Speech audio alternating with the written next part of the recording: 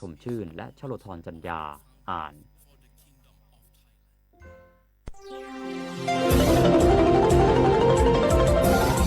วิทยุแห่งประเทศไทยให้ความรู้คู่ความสุข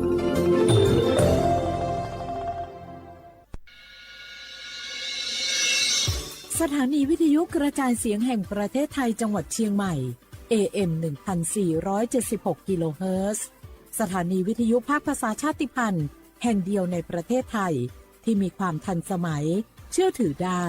สร้างอัตลักษณ์กลุ่มชาติพันธุ์สู่สากล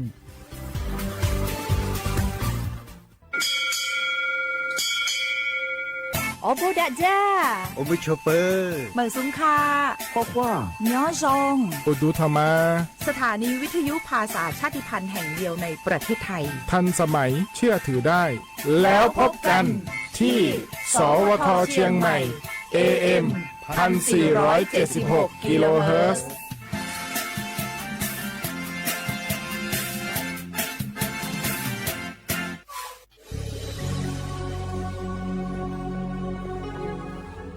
เกิดเป็นคนไทยเติบโตบนผืนแผ่นดินไทยจงภูมิใจในความเป็นไทยชาติไทยเรานั้นนับเป็นชาติที่มีความเป็นมาเก่าแก่ยาวนานเรามีภาษาวัฒนธรรมและมีสิ่งต่างๆที่เป็นเอกลักษณ์ให้เราได้ภาคภูมิใจในความเป็นคนไทยเราควรเห็นคุณค่าและมีความรักชาติหวงแหนแผ่นดินอันเป็นมรดกของบรรพชน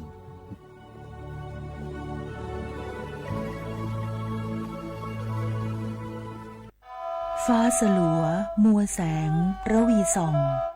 นกหยุดร้องวังเวงให้เงียบเหงา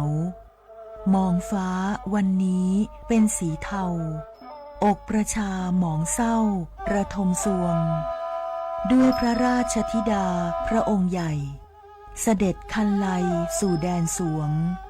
เสียงร่ำไห้สะท้อนสถานสวงพระเป็นดั่งดวงใจไทยประชา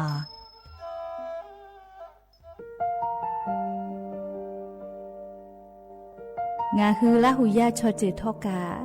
ไทมีกเวจอมออเอโลอาสะเลไกเปวิทัปปะตองาฮือนิมาลูจาเวโยงาฮือมีเวอเอโลแลมีจอมอเวอปาโลเกโลมุนอมาโคโลโกอิเปเวโยงาฮือเตกาเลเลกางาฮือมีจอมอเอโลทะหะเวอคโลยอทะคาทากะดอนอเชตุโยงาออโตแลละหุชอเจเวอตาลาหุคอเป้าเสมานาคาโบเพวิโย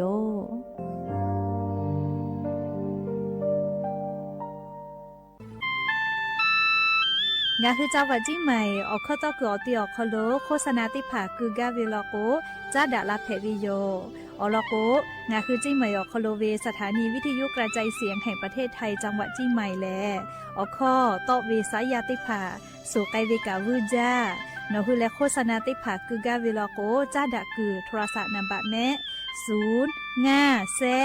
นี่สือขอ0ขอฮีไม่เฮเลกะ0ก้อนี่อ้อขอฮีงาสือก้อโทรศัพท์นัมบะชเวทะจ้าดะและโฆษณาติผาคือลาเพดิโย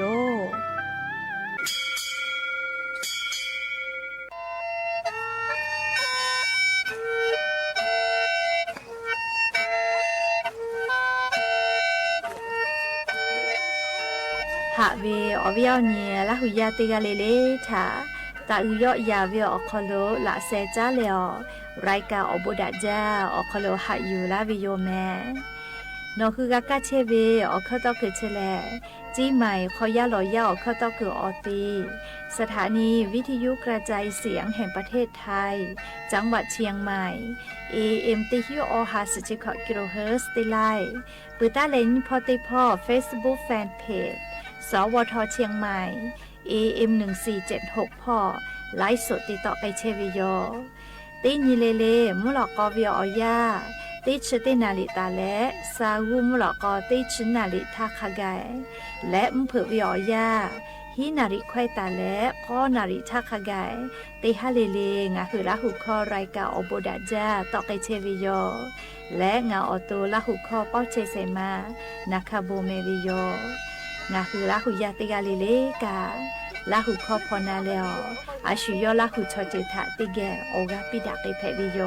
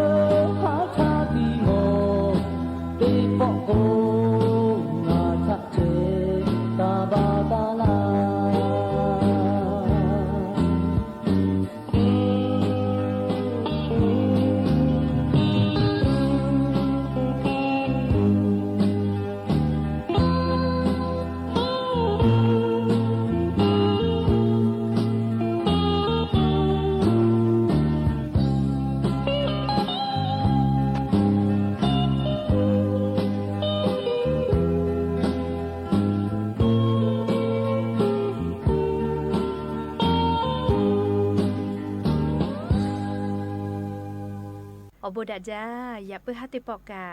ดาจ้าเวียวยอยาเฉาะคอลงาคือติปอกกะมีลาแลฉป้าปารุเชตาเวียวเนี่ยราหุยาติภาเกียวรายการอบดาจ้าคอลงาคือกะผู้กะหมอดะและอข้อกะกอกะดะไกเชวิทัปปะตอ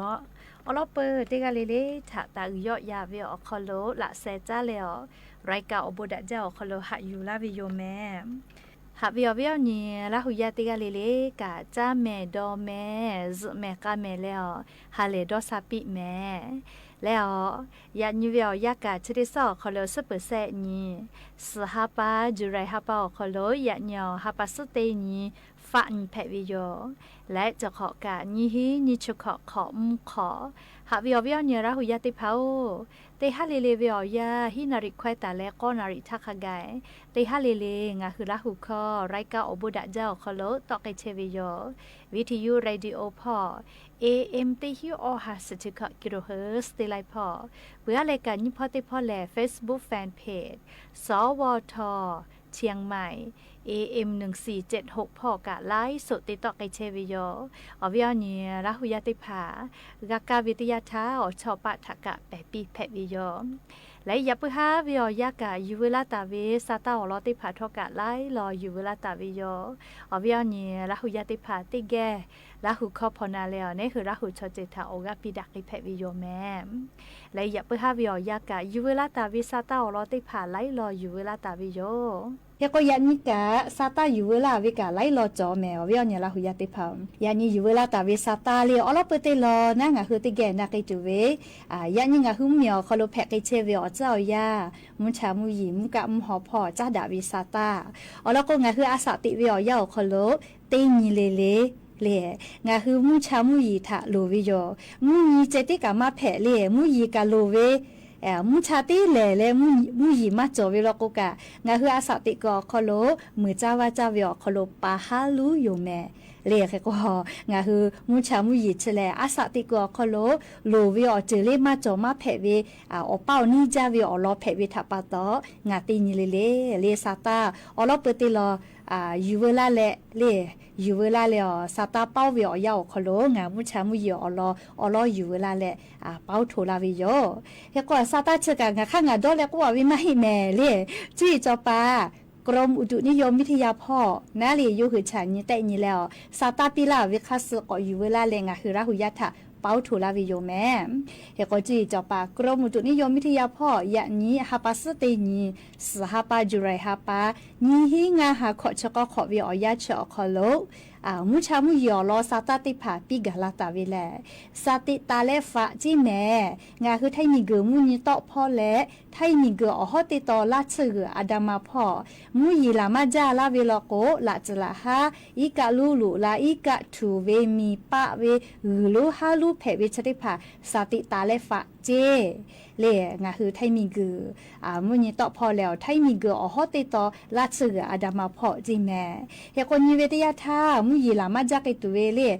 จังหวัดนครนายกจิแม่เลปราจีนบุรีจันทบุรีตรังพ่อเจเพื่อเลไทยมีก่อฮอติตอละเชืออาดามาพ่อลอกกะระนอพังงาภูเก็ตเลกระบี่ตรังพ่อจิแม่เลใครแต่ละมุยิมเผื่อละเป้าลุลามาตุเวแลกุฏิพ่อเจเลมเผื่อละเป้าลอกมุยีลุลามาตุโยจิแม่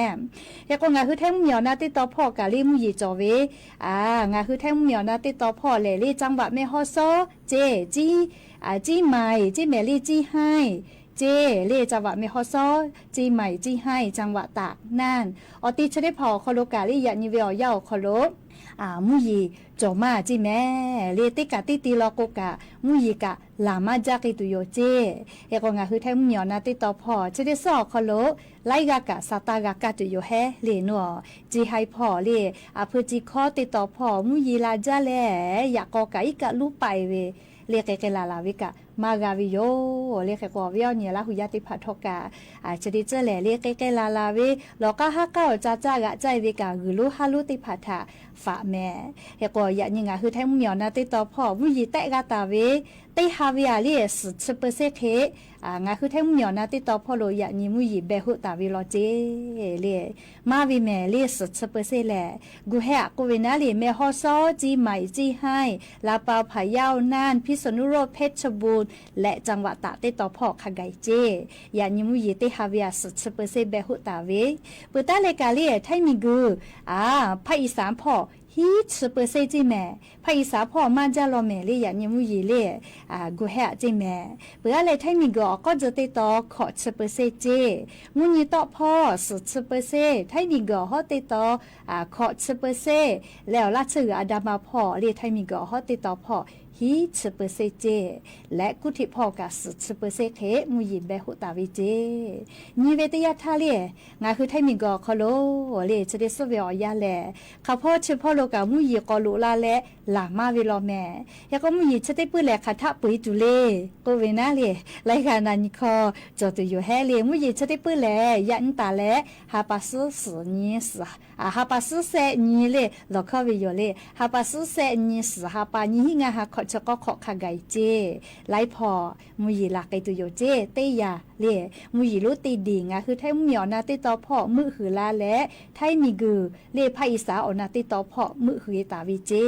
เวลาเลละชื่ออาดามาพ่อลอกกาเลฮาปาซออนตาเลขอนิเวอยักขะไกมุยจอมาหิจิแม่เลชกาอยู่เวลาและเลงาคือละหุยาติพัทธาอเจ้ายักขะเสนี่คือกะกะมีและเลแพะตอลาเวละจละฮะกาลาเวตยาทางาคือลาหุยาอคโลกากูเฮกูฟา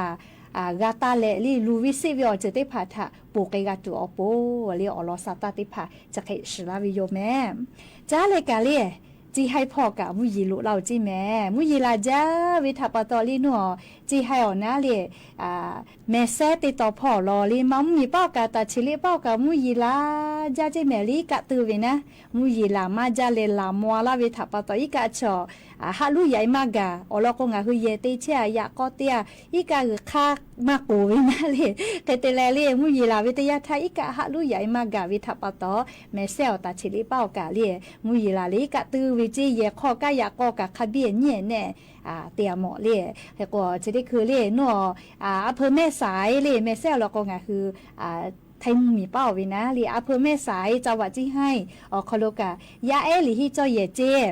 โรงพยาบาลเจลิลิฮิเยแล้วก็วิโยเลลิฮิเยอนุบาลแม่สายคโลกะลิฮิเวตินีฮูวิเจเลอลอกวมุยีลาจาเลเลลิฮิเยคโลอิกะทูวิเจยายกะเชมาเพนะสละคุกะลิมามากะเรียกเกลาลาวิกะฮาเวเรียกคนจะได้คือลิฮิจอแยอนุบาลแม่สายคโลลิมุยีลาจาเลอิกะทูลุลาวิเจเลอโลมุยีลาละก็แลดอหาวิโยเล่เขาก็หลอกพ่อกาไล่กาเราก็มีมาลาเราก็มาไล่กาก็เวจาติยาวิเจเล่จาติยาเวสามาติยาเวเล่มุยมาลากุเซอยู่แฮก็เวเล่ขอจาลีจะขอเป้าเจอเฮก็เตปอแลมุยกะทิลาไกตุโยเจเล่ก็เตกาลีเลกาดอลอเวคลิมุยลาปิยาคากาเล่ให้มาตาลาลามุยก็ลาจาละก็อีกะถูเวกะก็เวเลกาฟาวิแม่มุยขอยาเจาะคอโลแลลาจละฮาวิอเจจะได้พาแลเลแผลาปื้อเวเลเฮก็งาคือเตกาเลกาซาตาคเดกาฟาวิโยเฮก็งาคือจังหวัดจิมายอคโลกาเลอำเภออมก๋อยติดต่อพ่อซาติตาเลฝาก็เวเลมุยลาจาละก็เฮปุขอวิกะลูลุลาเลหือลูฮาลูแผลิกะทุลาก็วิโยเลนิเวตยาทาเลหมอจิข้อเลกายากออำเภอเทิงจังหวัดจิให้พ่อกะมุยกอลาจะเฮเจก็มาอาเมตะคือโกลาเลมทีเวจิยาซอกะเคเตแลเตปอแลลีกะกอลูยาลาเลอวิอนิมมียาเยอคโลกาอีกาลูลูลาอีกะทูวิเจแลเลยากอกายากอนาเลจิเซเตเลจิซอลุจิเซเตเลจิข้อโลเอเวเลยากอชดิจักไกมากะจิแม่เลอยากอชดิจักไกมากะเจจีเซลเตเลจีข้อลุยเวอยากอชดิจักไกมากะจิมุยลาเลกะอยากออีกะลูใบวิเจเลเขก็เฉยยันยอจุใจเวเลซาตาอยู่นะเฉอเมฮาวิอยาจิมุยลาจาเลอีกะลูบ่าวลอเจเขก็ยันเจ้าหน้าที่มีกะติปาติภาลุยเลกะติเตไกเชวิโยเลเขก็วิอเนี่ยละหุยาติภากะคาเดกูเฮและฟาวิอคู่กะซาตาติภาคาเดพอนะแม่เลซาตาติภาคาเดพอนะแม่อลอกนิเวตยาทาจะขอวิอยากะ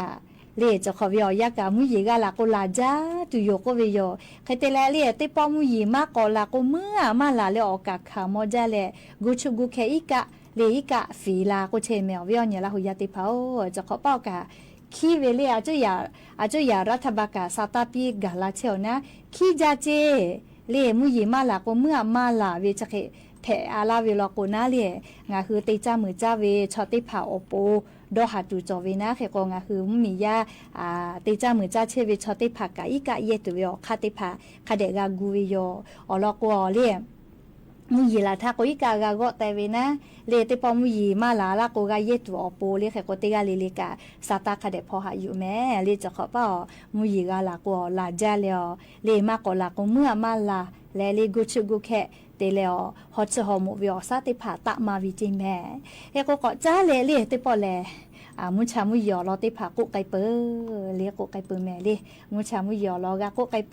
ก็จ้าเลยะนี้ฮาปัสตินีฮาปัสตินีเลสฮาปาจุไรฮาปาอคโลบัสวัสดิการแห่งรัฐเลอุทาลกว่าบักโคโจโกเวนะโอเคตะโกจิแม่เลหายาวอยาบะตะโกเจเรียอเมเป่าจิแม่เลโครงการเชเวนะเรียกโกติปอตาเลวุสลอโกโครงการบัตรสวัสดิการแห่งรัฐโกวิเจ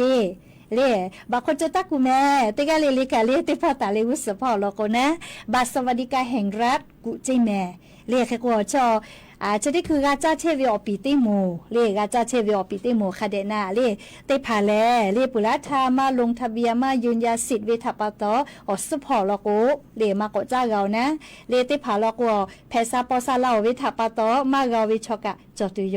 ยาคาเตพาลโกหาวิววิมาปุหิเวทปตเลก็จ้าเลกากิตุเวกะจตุโยเฮโกบาสวัสดิการแห่งรัฐเลปุลาวิอยาคโลกาลาเวอเลมุติฮาปาเลชติฮาปาอยู่เจเลสหาปาจุเรฮาปาเลอเลมุติฮาปาอยู่เจเปื่อเลลีฮีฮาปาโลโกเลจะขอยี่หิงาหาขอชก็ขอคโลบาสวัสดิการแห่งรัฐติปอเมกอวและชนิเตญาเวชติภากาวิชโลโกฮีฮาปาทาตายะไกตุโยจิแม่เฮโกยะนี้เลฮาปัสตินีสหปาจุไรฮาปาอคโลบัตรสวัสดิการแห่งรัฐอคโลอามากาเวเลก็เวเลติแกนาแม่เลหามากาตุเว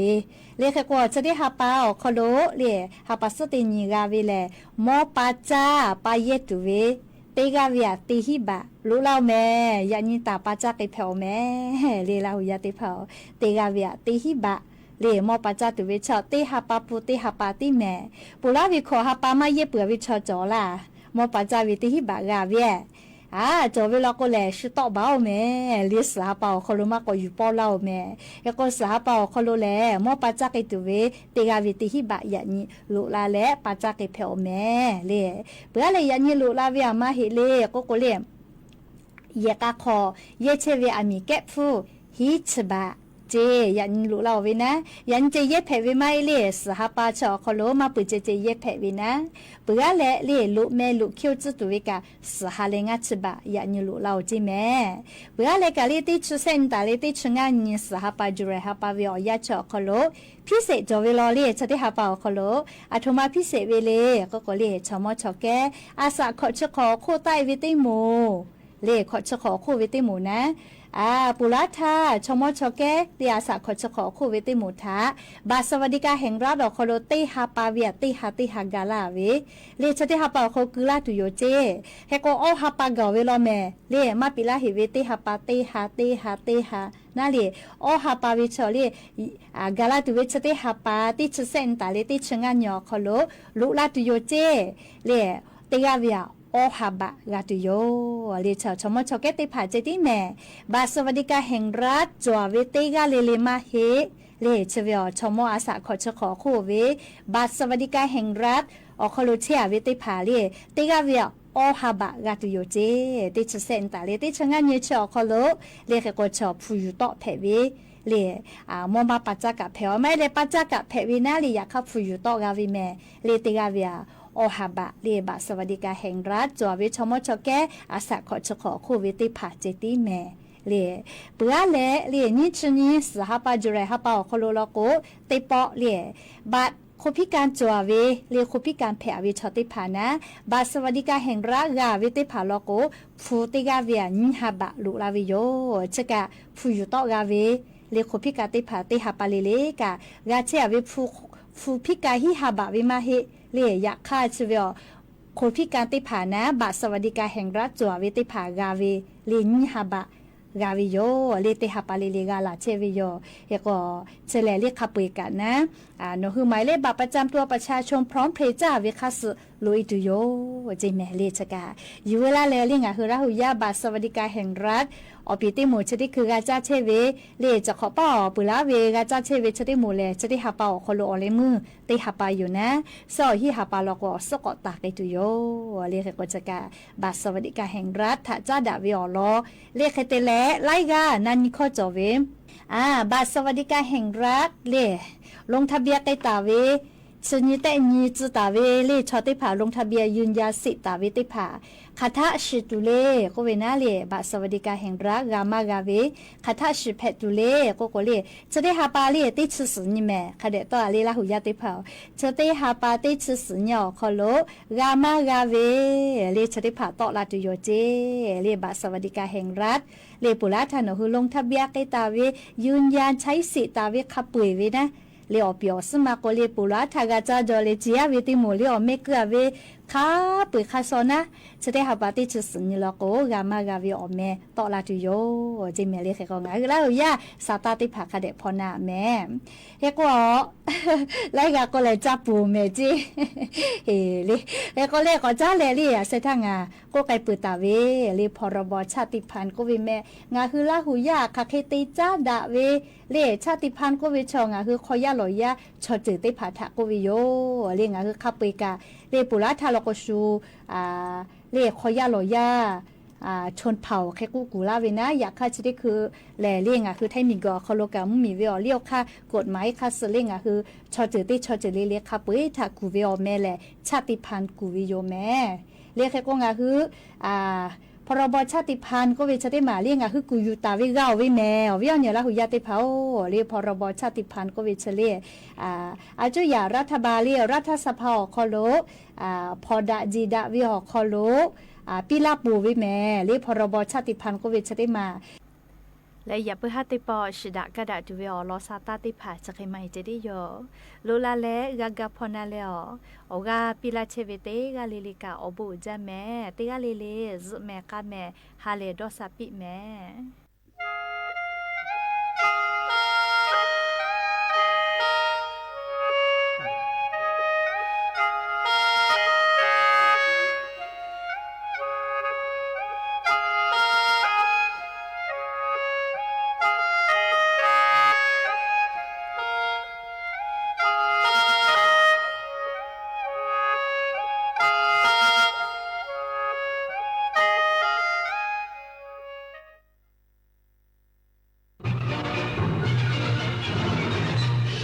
สถานีวิทยุกระจายเสียงแห่งประเทศไทยและเครือข่ายทั่วประเทศเสนอข่าวต้นชั่วโมงรู้เร็วรู้จริงเกาะติดทุกสถานการณ์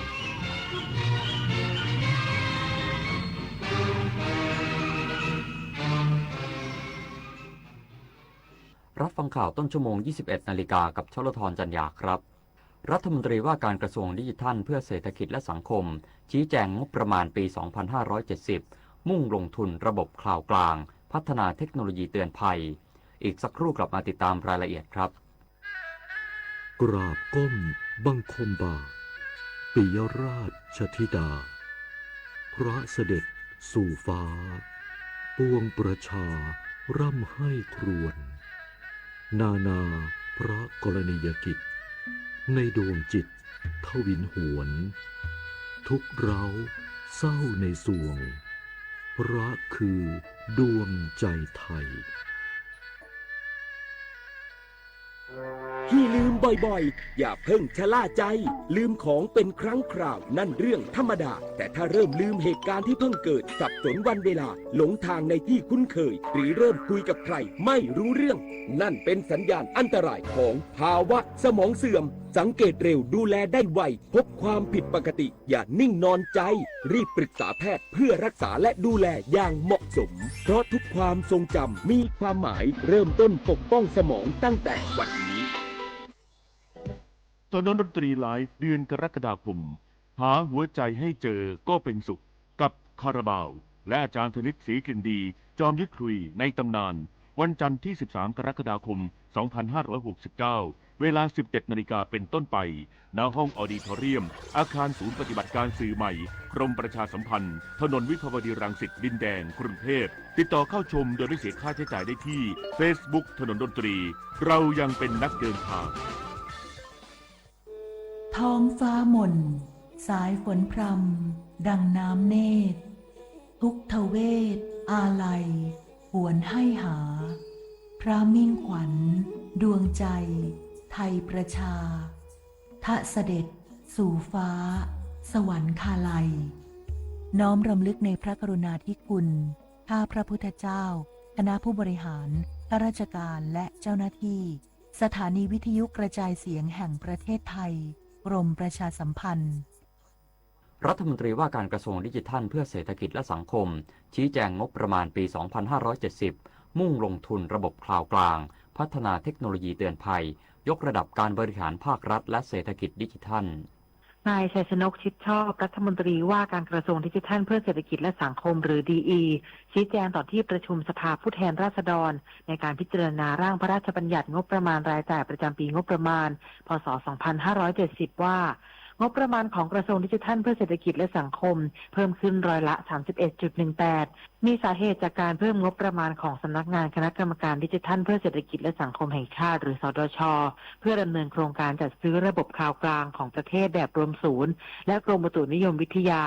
ที่ได้รับงบประมาณเพิ่มเพื่อพัฒนาระบบเตือนภัยและการพยากรณ์อากาศให้มีความแม่นยำและรวดเร็วยิ่งขึ้น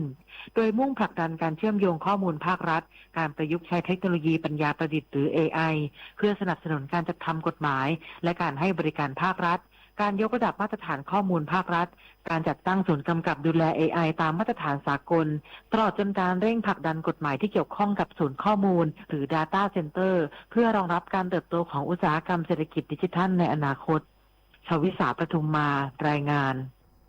กระทรวงวัฒนธรรมและกระทรวงการท่องเที่ยวและกีฬาจัดตั้งคณะทำงานร่วมเตรียมความพร้อมรองรับการปรับโครงสร้างควบรวมและการโอนถ่ายภารกิจเพื่อยกระดับเศรษฐกิจและการแข่งขันของประเทศ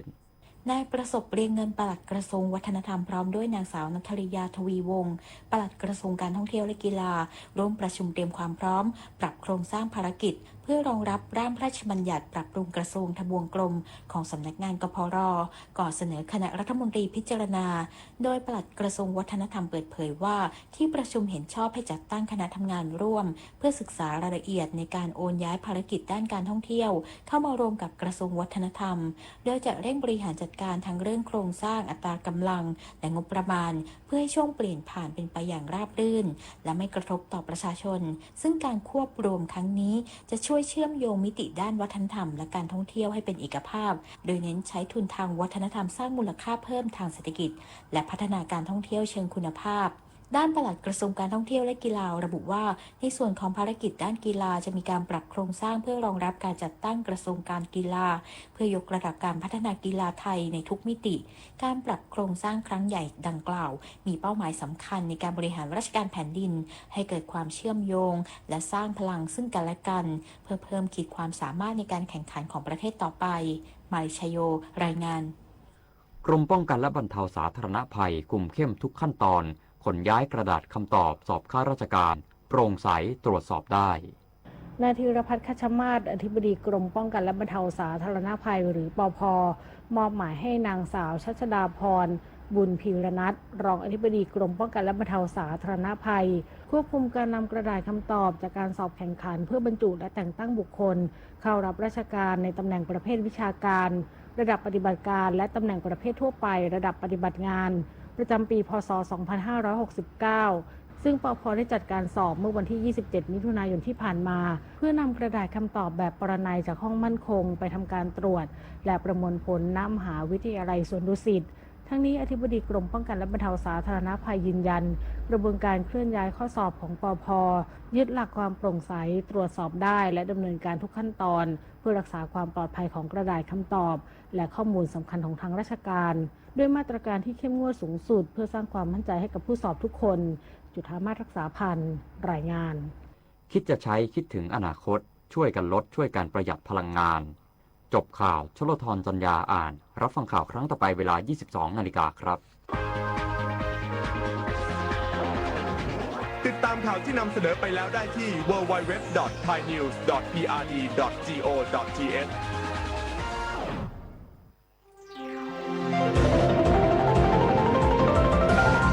วิทยุแห่งประเทศไทยให้ความรู้คู่ความสุข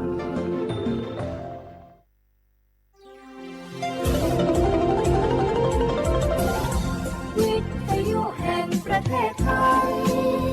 ให้ความรู้คู่ความสุข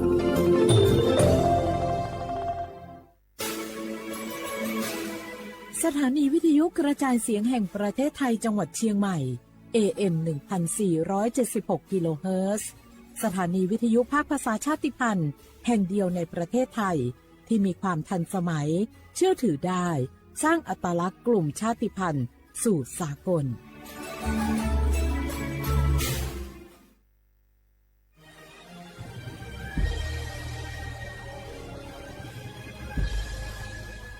เกิดเป็นคนไทย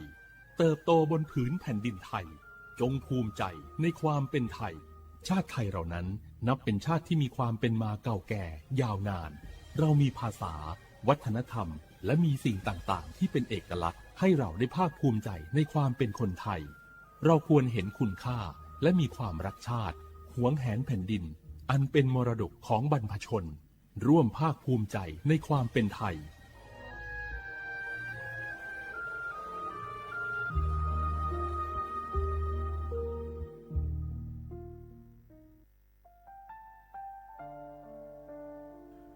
อาเดือไทยมิขอสงเผาอามาสมเด็จพระนางเจ้าสิริกิติ์พระบรมราชินีนาถพระบรมราชชนนีพันปีหลวงควยตาโอดาเลียกาชายันดาชอเนมาอายออามามิขอเปียวเนไทยมิขอกะดูอาคาชอเจอกะดูเงเกเนลาหมายแอจิเชนีเถามิเนนืมาหลักเวมาเงเลเชญญาเธอมิเนอาดิมาโยหานาลูอายองเนเกเนโยเยบอนเนมาอีนอายอมาโดอาดิเนโกเอียเนควยตาโอดาเลมิเนนืมาเนสาวเนวอโจโจเรญาอาดิมาโยหานาลูอายองนืมาหลักเวยอจอนาลูเนเกเนโยเยบอชอเนมางามาอาขาวชอเจโยกานาลู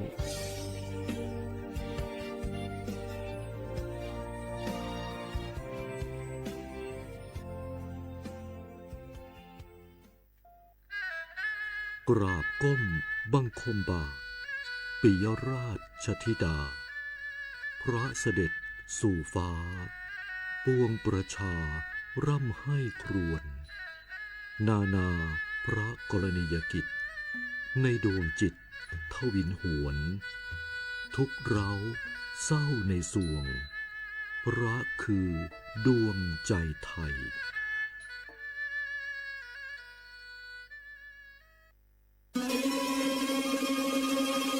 ก้าวสำคัญมาถึงแล้วเจียงใหม่นครหลวงของล้านนา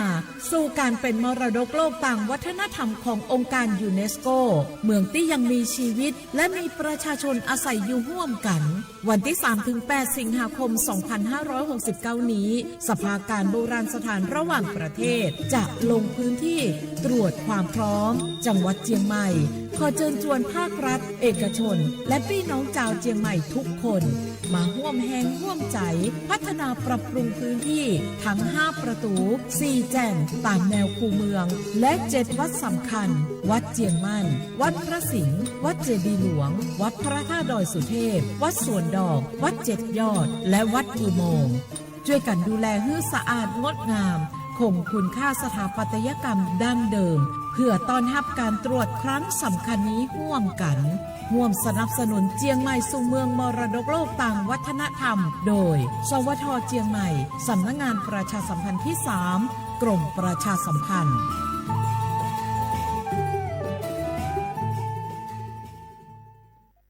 มาถาเจริญานาโกโฮมาเลนาโกนากาสปสชขอนาโกลาซาเพฮอเนเมเอขออดูอติ ya lue chi ho mo ne do bi lue ba thon zum mo ya la sa me khweu ta mo do do ne ho lue kho la sa nya me mo ne ho mo na lu ga ne nu che lue la sa nya me i khang jo la sa ga ke ni ho ne meสิญญาเจมอนาสปสชติซุ้มจำยอสปสชเขตหนึ่งเชียงใหม่นากาจำยองาซุ้มญีแยงาซุ้มงปายโยดามโอเดนากาตีโกจำยอนึมานากอนาลูเดนากาติซุ้มญีซุ้มโยกานาลูก็ดูไม่ได้ฮัลโหลสวัสดีครับพี่น้องอายุอันนี้เดือขยาวโฆษณาไกกะกอสถานีวิทยุกระจายเสียงแห่งประเทศไทยจังหวัดเชียงใหม่พอปานเนอบีเคฮอมอนา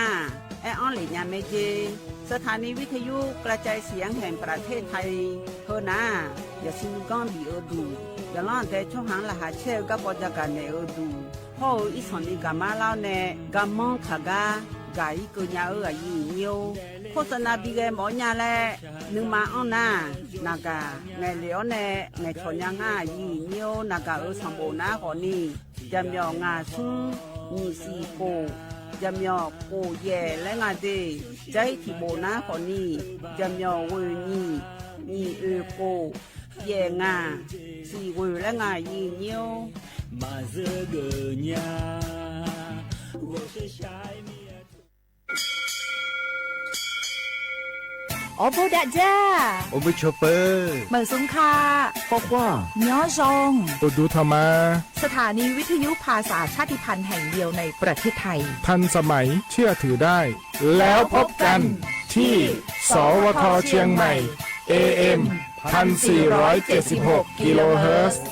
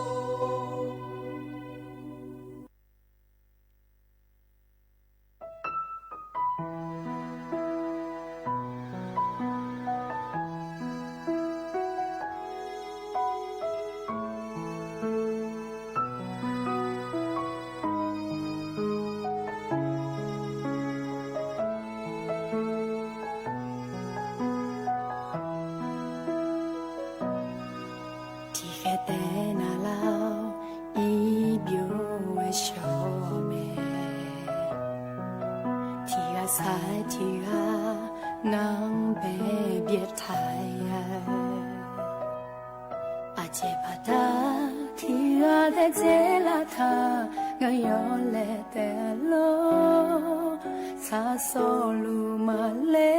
มาชิลาญา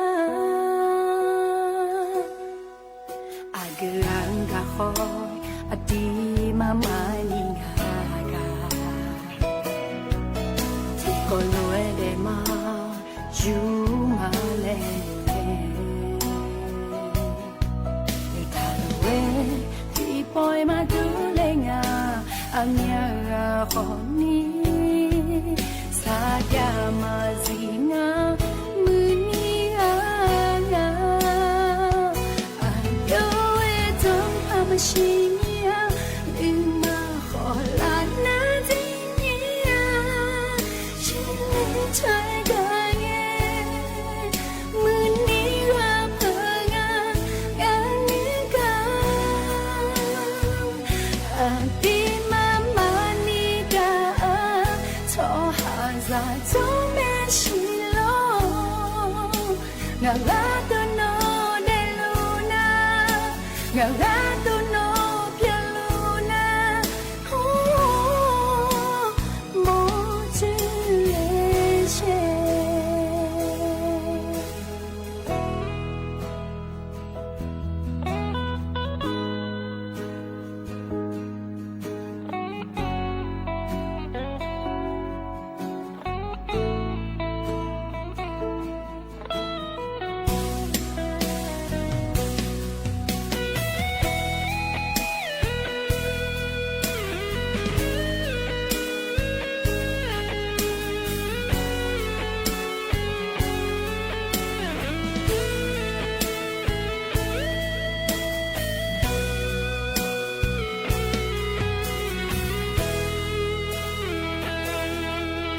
Adianga ho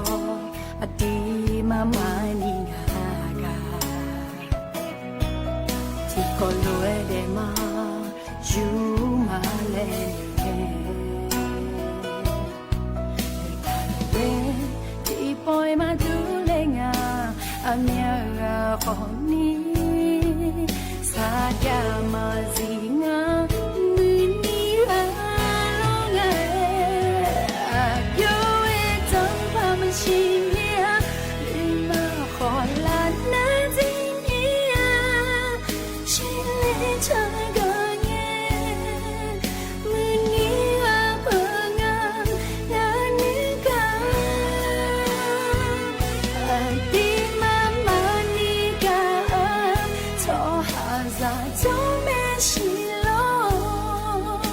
ngalato no de luna ngalato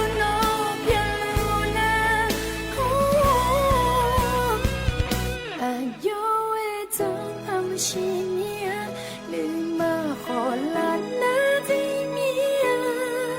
shile chaiga ye muni apanga nanuka ati mama nika cho haza cho me shilo ngalato no de luna ngalato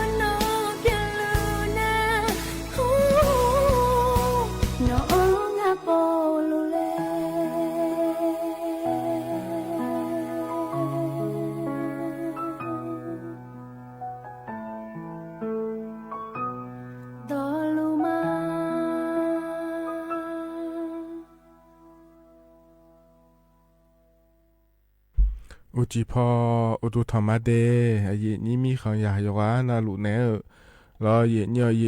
ยุมจีนะรอจนนเจอสมนังกันเกละแม่เดเยเนียวเดมีเนี่ยรอเยเนียวยุมจีนะงานแหนอายุเชื่อมือแหนที่คอโลจดามาเยเนียวรอบาลาสีนะขอเนี่ยสีเสียงก็เลยแม่เยเนียวอีนองก็ดูนะรอที่มีเนี่ยอายุมีดองานยานียานะรออุสอุจียาทอนเจอเธอบาลายสินาลูพาเลเยเนี่ยเราเธอเนี่ยเคยสินะอันนั้นติงกันเนาะเกล่ามีเนี่ยเราเนี่ยจนนั้นเจอที่เนาะสมเนาะห้องในงานเนาะนะอุจิอาปางานเนี่ยที่ขอรู้ว่าทอนเจอมาเดเยเนี่ยเดน่าอุสอายามเราค่อยนะขอเนี่ยยินนังกันเนาะห้องเนี่ยนังกันเนาะและที่ขอรู้ว่าพัฒนเจอมาเยเนี่ยเดมีเนี่ยเราขอรู้ว่าอยู่เนาะลูทอนเจอเนี่ยแม่งานเนี่ยก็ดูนะเราเลยเนี่ยขอเนี่ยเฮกามยองมุดัวปานเนทอนจูก็ดูลอนานัวยอนนาลัวเยนี่นะทอนจูมาเดงานเนี้ยมายาทอนจูเงินนะขอนี่แล้วเลยเยนี่เธอก็อายุมีดอนเนทอนจูเนี่ยแม่เยนี่ล้อเธอนี่อาลูล้อเยนี่เยนี่อย่าย้อนอาลูนะหาลาลัวแล้วเลยเยนี่มาข้อปานเนมาล้อเนี่ยเฟบัวปานเนมาล้อเช ช่างแทนเนี่ยนะฮะยังไม่เดย์เนี่ยเดนะมอข้อปาก็ดูนั้นว่าย้อนเอาเลยนี่นะฮะดาราแม่เนี่ยเนี่ยหูบานเนี่ยรอเฟซบุ๊กปาก็ดูแล้วเลยนี่อินมาเยี่ยมยาการนากายาเล่าเนี่ยเราเนี่ยเฟซบุ๊กปาเนี่ยนะฮะรัวขอนี่จ่อเธอมีเนี่ยเราเลยนี่เฟซบุ๊กปาเนี่ยเราเนี่ยนะฮะรัวนะขอเนี่ยกดไลค์กดแชร์เธอเจ้าเนี่ยยังไม่เดย์เนี่ยเดยิ่งเจียที่ขอเลยเจ้าดราม่าเนี่ยก็ยังมีก็แหลมเธออาคารโนอายามฮากเนี่ยรัวจากการดันเนี่ยมาเดย์เนี่ยเดเฮกันเนี่ยนะเนี่ยอันเนาะจากการเอกดันเนี่ยมาเดย์เนี่ยเดยิ่งจีเฮกันนี่เนี่ยทอนจูอาเดืออาคาอันเนาะนะเนี่ยโหที่นอนฉลางาเดย์เนี่ยเดบลาสีนะขอเนี่ยสีอาขอน้ำมังที่ขงาเดไทยอันนั้นอินวันพุธและงาเนี่ยล้ออันนั้นนะอันติบาลาสีนากรกฎาคมอาโคนิพังอายาโกเชวเดย์เนี่ยเดเฮนาโคตัวละตัวนี่เนี่ยทอนจูยิ่งจีอายามละคุยเนี่ยกางานก็ดอตัวลูเฮือมยจะกายอาการดันมีนายล้อต่อชาติบิมเล่นะฮะดามา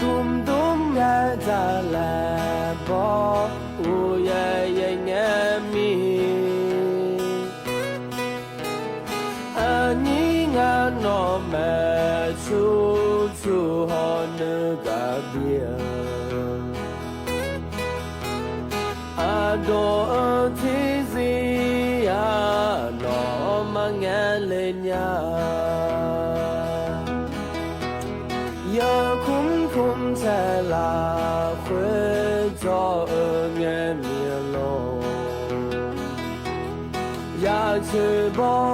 姆啊，呀做杜马，到处不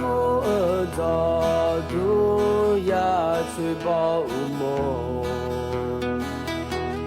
呀是保姆嘞那诺里莫兰呀。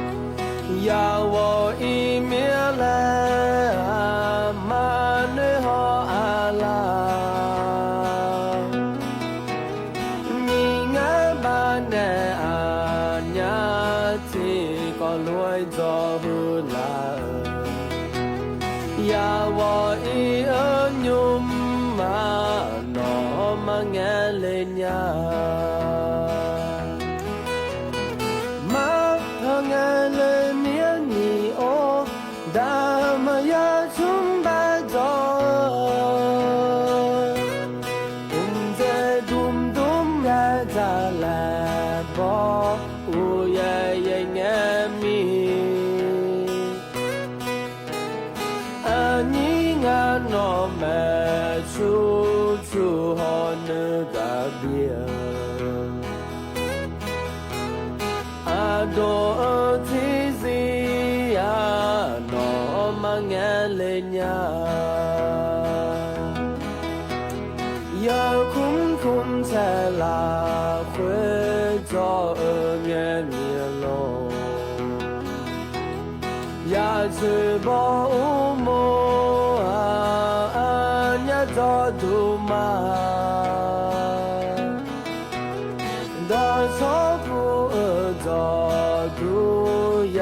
吹波梦呀吹波毛嘞那孬女毛烂伢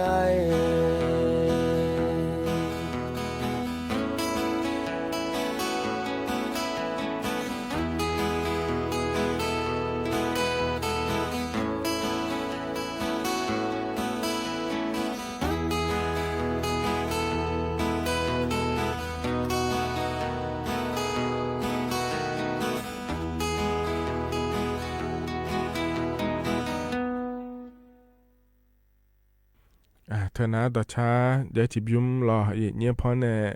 บีนาหาดารอเย่เนี่ยยานนาหาเบียวดูโยหานาลุเวลอเฮก็จะนอปาละอันเนนาหาลาโยหานาลุเวลดูธรรมะเดมาข้อปานเนนาหามาแอลอเฟบัวปานเนนาหามาแอลอ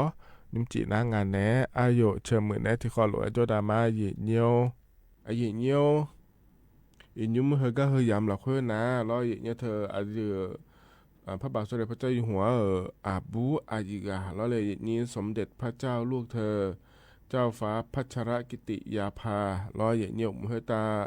โอดาเลอายามหลักเฮยาหลัวมีเนล้อเยเนียวอายอนเนเกินในโยบอหลักเฮเยเนี่ยล้อยุ่มเฮยามหลักเฮนะขอเนี่ยเธอยามยาหลัวเดเยเนี่ยเดอายอมโดนะขอนี่ล้อเลยอเดือไทยช่อหากระดูอายอเกล้อดาซาดาหลายยมีอาเจยามแม่เย่เนี่ยเราเธออยู่นี่ไงเนี่ยรอเย่เนี่ยกับดาหลาเดเย่เนี่ยเดเธอก็อายอมโดนะขอเนี่ยยังหอปาขอเนี่ยสมบูรณ์ยอดดูไม่จงก็ถ่ายที่ร้านเธอเย่เนี่ยเรากฎหมายและคู่หอปารอเลยเย่นี้เธอมีเนี่ยเฮก็เฮพอก็ดูขอเนี่ยเดือดถ่ายมีของยังเฮล้อยอมือเจยุมได้เนี่ยก็ดูโลและยอมีอาเจดาซาดาขอนี่ยามแม่เย่เนี่ยเราเขาเนี่ยเธอแต่มาเงือเดเย่เนี่ยเดเธอก็มูลนิธิมาจะโดนหลายเนี่ยเดือดถ่ายช่อหามาชาวบ้านเนี่ยยอมยาเจียเย่เนี่ยเราเธอก็มูลนิธิอาสาเพื่อพึ่งพายามยากสภากาชาติไทยและขั้วมาเดเย่เนี่ยเดเฮนะขอเนี่ยอิจูหุ่มมาล้อดอนดาลากาโลละชอบภัยธรรมชาติและคู่งาเย่เนี่ยเราเธอก็ชาวบ้านเธอเดเย่เนี่ยเดมูลนิธิกุมารโรงพยาบาลพระมงกุฎเกล้าและขั้วเธอขอนิยะล้ออย่างชาวบ้านก็ดุเดได้ล้อหน้าล้อเย่เนี่ยมูลนิธิณภาและขั้วเธอขอนิยะเย่เนี่ยล้อโครงการกำลังใจและขั้วเธอขอนิยะเดเย่เนี่ยเราเธอก็อบูขออย่างเนี่ยสาวเดือขอนิชาวบ้านขอนิยะเย่เนี่ยล้อหน้าเธอแต่มันเงินเจียงชาวบ้านล้ออย่ามาโดนนะคนนี้คือเราอย่าดื้อมากันเนี่ยชัวร์ที่อย่างเงี้ยถึงมีนะเนาะเธอก็เธอพอก็ดูย้อนหลังคนนี้ยาเราอย่างเงี้ยเครือข่ายคนรักน้องหมาและคู่งาเธออย่างเงี้ยเหรอเธอผมคนนี้ยาเราเลยอย่างนี้เพราะเนี่ยเราอย่างเงี้ยเธอเนี่ยยอมยาเจยอมยาก็ยาสีเดย์อย่างเงี้ยเดเธอก็อย่าเนี่ยจนเนี่ยดาซาดาละเราที่ไม่เนี่ยเรายุ่งเหยิงมาคือนะขอเนี่ยอายองเนเกอก็ดูเดแล้วเราถึงก็บอกเราคนเนี่ยเราอย่างเงี้ยพยายามเราค่อยจะหลุงงาเดแล้วจะกะกะเดินเนี่ยเลเดย์เงี้ยว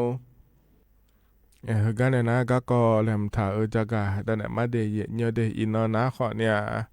อันตีบาลาสี่เราอย่างเงี้ยถึงก็รัฐบาลปันเนี่ยเงี้ยวชาวบ้านโครงการเราเลยนี้ไทยช่วยไทยพลัสมาเราอย่างเงี้ยถึงก็บาทสวัสดิการแห่งรัฐและขั้วเธอมาเดยเนเดอินนทินาพายุมพญาลาแม้ยาติภาบารัฐบาลปันในชาวบ้านเนี่ยเธอแล้วเลยอย่างนี้เธอมีเนี่ยล้อเนี่ยไทยช่วยไทยพลัสรัฐบาลปรากฏเชียบยุ่มชาวบ้านเนี่ยดูมาเชียบยุ่มยาละเธอหนาขอนี่อินนในยุ่มยาละแม่เดยเนี่ยเดบลายอสีนาลุล้อเธอบลาที่เชียติภาบาดอนเนี่ยในบิจุมโลมาเยเนี่ยเราบาลาโกเสียกันเนี่ย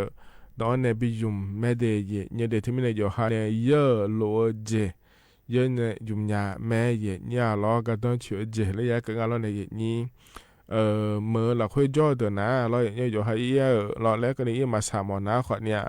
เดี๋ยวต้องเจนะล้อเนี่ยออนไลน์เขาไปในขอเนี่ยเยอะเนี่ยแม่เดย์เย็นเนี่ยเดี๋ยวก็ฟู้ดเดลี่เวอรี่และคู่เขาไปในขอนี่เยอะเนี่ยแม่เย็นเนี่ยล้อน่าเธอก็เย็นเนี่ยล้อเธอก็บัตรสวัสดิการแห่งรัฐและคู่เธอพอไปก็ดูแลล้อบาลาสีนั้นว่าล้อเยอะเดือดอยู่กันนะลูยุ่มยาสีเย็นเนี่ยเดเธอก็ที่พาบาชาวบ้านเนี่ยเธอมาเย็นเนี่ยล้อเธอมีเนี่ยเยอะเนี่ยยุ่มยาแม่เย็นเนี่ยเดอยู่กันเนี่ยโลเจที่พาบาล้อเธอก็ร้านธงฟ้าประชารัฐและขั้วพอปานเนี่ยเดเย็นเนี่ยเดเธอมีเนี่ยเย็นเนี่ยเยอะยุ่มยาแต่ล้อเย็นเนี่ยบาลาสีนั้นอยู่กันนะลูยาสีเย็นเนี่ยล้อขอเนี่ยเฮก็เกลืออันนั้นเชื่อสิ่งเงี้ยเนาะล้อเย็นเนี่ยเชื่อสิ่งเงี้ยเนาะเกลือเนี่ยรัฐบาลปาชดเชยกับจีนจัดโลเลยนะล้อชดเชยกับจีเธอล้อเยอะเด้อแม่ยศเด้อแม่ล้อเนี่ยชดเชยโดเลยเงี้ยยศปัวยังอ่ะเดแล้วโดเลยเด้อนะล้อบาลายศินาลุบาลาโกศินก็ในที่พาบาเธอยาแม่เดเย็นเนี่ยเดขอเนี่ยชดเชยโดเลยเนี่ยล้อเย็นเนี่ยเธอยสิปมายังเดและโดลาร์นะเย็นเคยเสียอย่างกันเนี่ยบาลาเยสิฮันเดกวยเสียกัดูนะมายังเดเย็นเดขอเนี่ยเราเลยเห็นนี้เธอก็ยสิเธอก็ชมโดเลียเนี่ยเราเนี่ยมามันนี่สามารถเรารัฐบาลปามาบินในหลังเลยและนะคนในที่โปพัฒนาเย็นการอุทธรณ์และขั้วเธอเราเนี่ยเช้าเนี่ยเรายานะฮิบาลาเชียในยุ่มดานยาเราเนี่ยที่มีเนี่ยเราเฮกันเชื่อสิ่งเงี้ยเนาะชมโดนเนี่ยมายังเดและโดเลยเดียบาลาเยสิเนี่ยกูเสียก็ดูนะมายังเดเฮนี่สิแต่ยังเนี่ยเจริญเงี้ยเสียเนี่ยยุ่มเฮสิแต่เดเนี่ยเดที่มีเนี่ยเฮเสียก็ดูเราหน้านัวอยู่กันนะลูกยาเกงเดและจะกะกะได้เนี่ยบิสิบิกะเลยเดเราอยู่ฮาโลจีมีว่าเยอะเนี่ยไม่เดเนี่ยเดเฮนะคนนี้เนาะอัดดับเป็นเนาะชาเลียวล้วนรอเย็นเนี่ยจะกะได้นะเนี่ยบิสิบิกาเลยน่าเย็นเนี่ยเธอการบัตรสวัสดิการแห่งรัฐและคู่เธอจะเดินนะรอเนี่ยอีนบาลาสีนะรอเลยเย็นเนี่ยเธอการเนี่ยตาแก้เผือกก็เนี่ยบาลาสีอันเลยง่ายเดเย็นเนี่ยเดบาลาสุ่มเสียงที่ปวดชาวบ้านเนี่ยเธอหุ่มมาเย็นเนี่ยรอตาแก้เผือกอันเลยง่ายเย็นเนี่ยรอนะเธอแต่มาเงืออันนั้นเชื่อสุ่มเชื่อเชื่องานรอเย็นเนี่ยเธอเฮสุ่มน้อยเดบัตรสวัสดิการแห่งรัฐและคู่เธอยาวแน่รอเย็นเนี่ยหมอลาเดอและงานที่เนี่ยช่วงหมอลาเดอนะขอเนี่ยรัฐบาลปาพับบิลอนเนี่ยเฉยเนี่ยแล้วเธอเนี่ยอยู่หาอาโคฮาโคลาหรือว่าที่นาทียาบายาลองที่นานียาบาสุมยาบาโลยาบางก็เนี่ยยังงานเทียเนี่ยแล้วที่มีเนี่ยอาโคโคลาเดอมอลีเดอนะแล้วเนี่ยอันนั้นเชื่อซุมเชื่องานเงี้ยเนาะเธอก็รัฐบาลปาในบิลอนยังงานโลแล้วก็ขอเนี่ยแต่เดเนี่ยเดี๋ยวมันก็นะขอเนี่ยเฮืองเงินเกินล้านในที่โปรแต่ขอเนี่ยอยู่มีเนี่ยไม่ได้เนี่ยเดี๋ยวชมหมอแต่บิลเนี่ยเดี๋ยวบาสุริการแห่งรัฐแล้วก็เธอยาโยกานาหลวง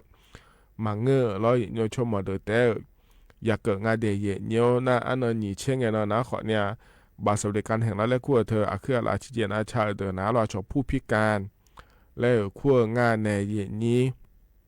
เธอเดินนะขอเนี่ยรัฐบาลปาพับบิลอนเนี่ยและพระยาสีเดย์เนี่ยเดอันนั้นนี่เช่นกันเนาะอัลลาแม่รอเย็นนี่ผู้พิการและขั้วเดินนะขอเนี่ย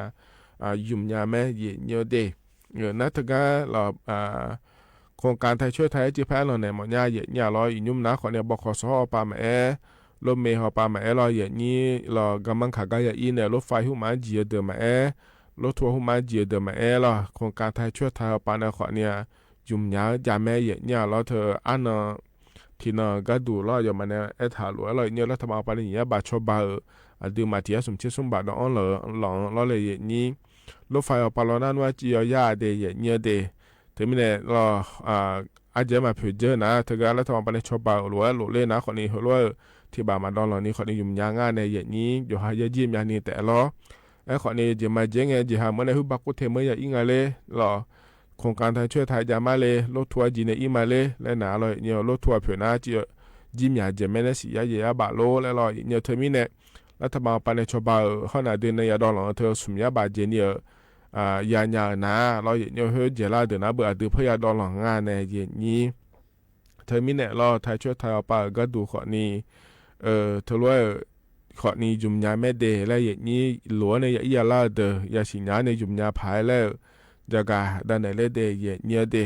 เฮนายยุ่มอัดทำไปหายามเฮล่ะคุยล้ออย่างนี้นะทนจนในจะกาอากาศด้านไหนในปีสิบีกาเดเฮกันหนาวเนี่ยรอดชัดจิบยุ่มแล้วพนักหัดอามาอย่างเนี้ย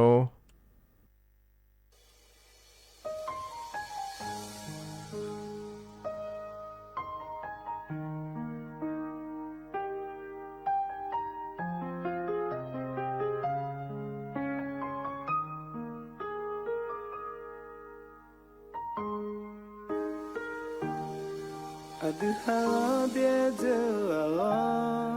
كل خمال خمالا تنانا ممwe magam ayo bishandela wala tikolo ejo lalo mawo madele ukwa ganyale ga tinakolange tirado bishandela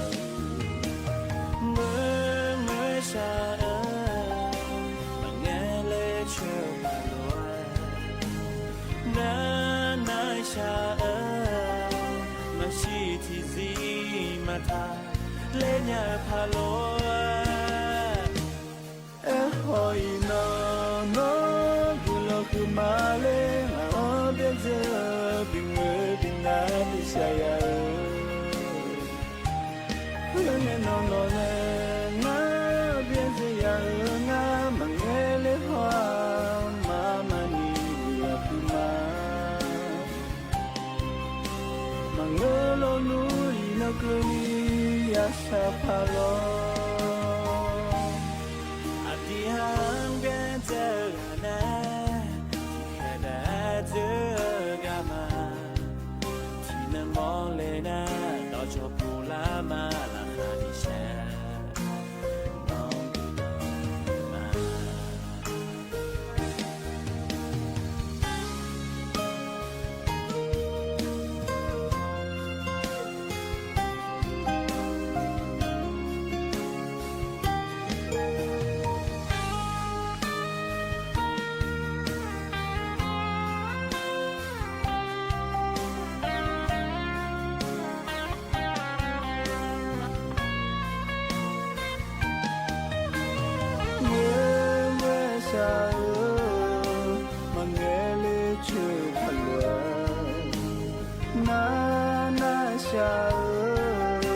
Masitizi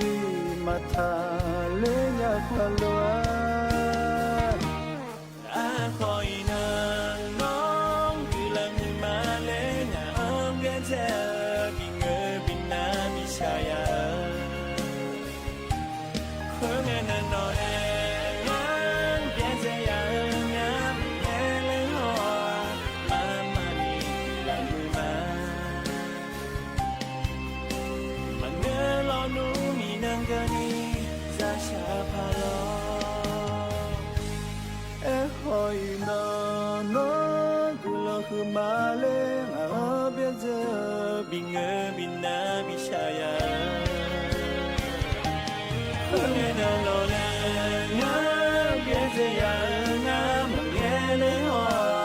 mama ni languma Mangelonu minangani zasha palo Mangelonu minangani mwe yasha palo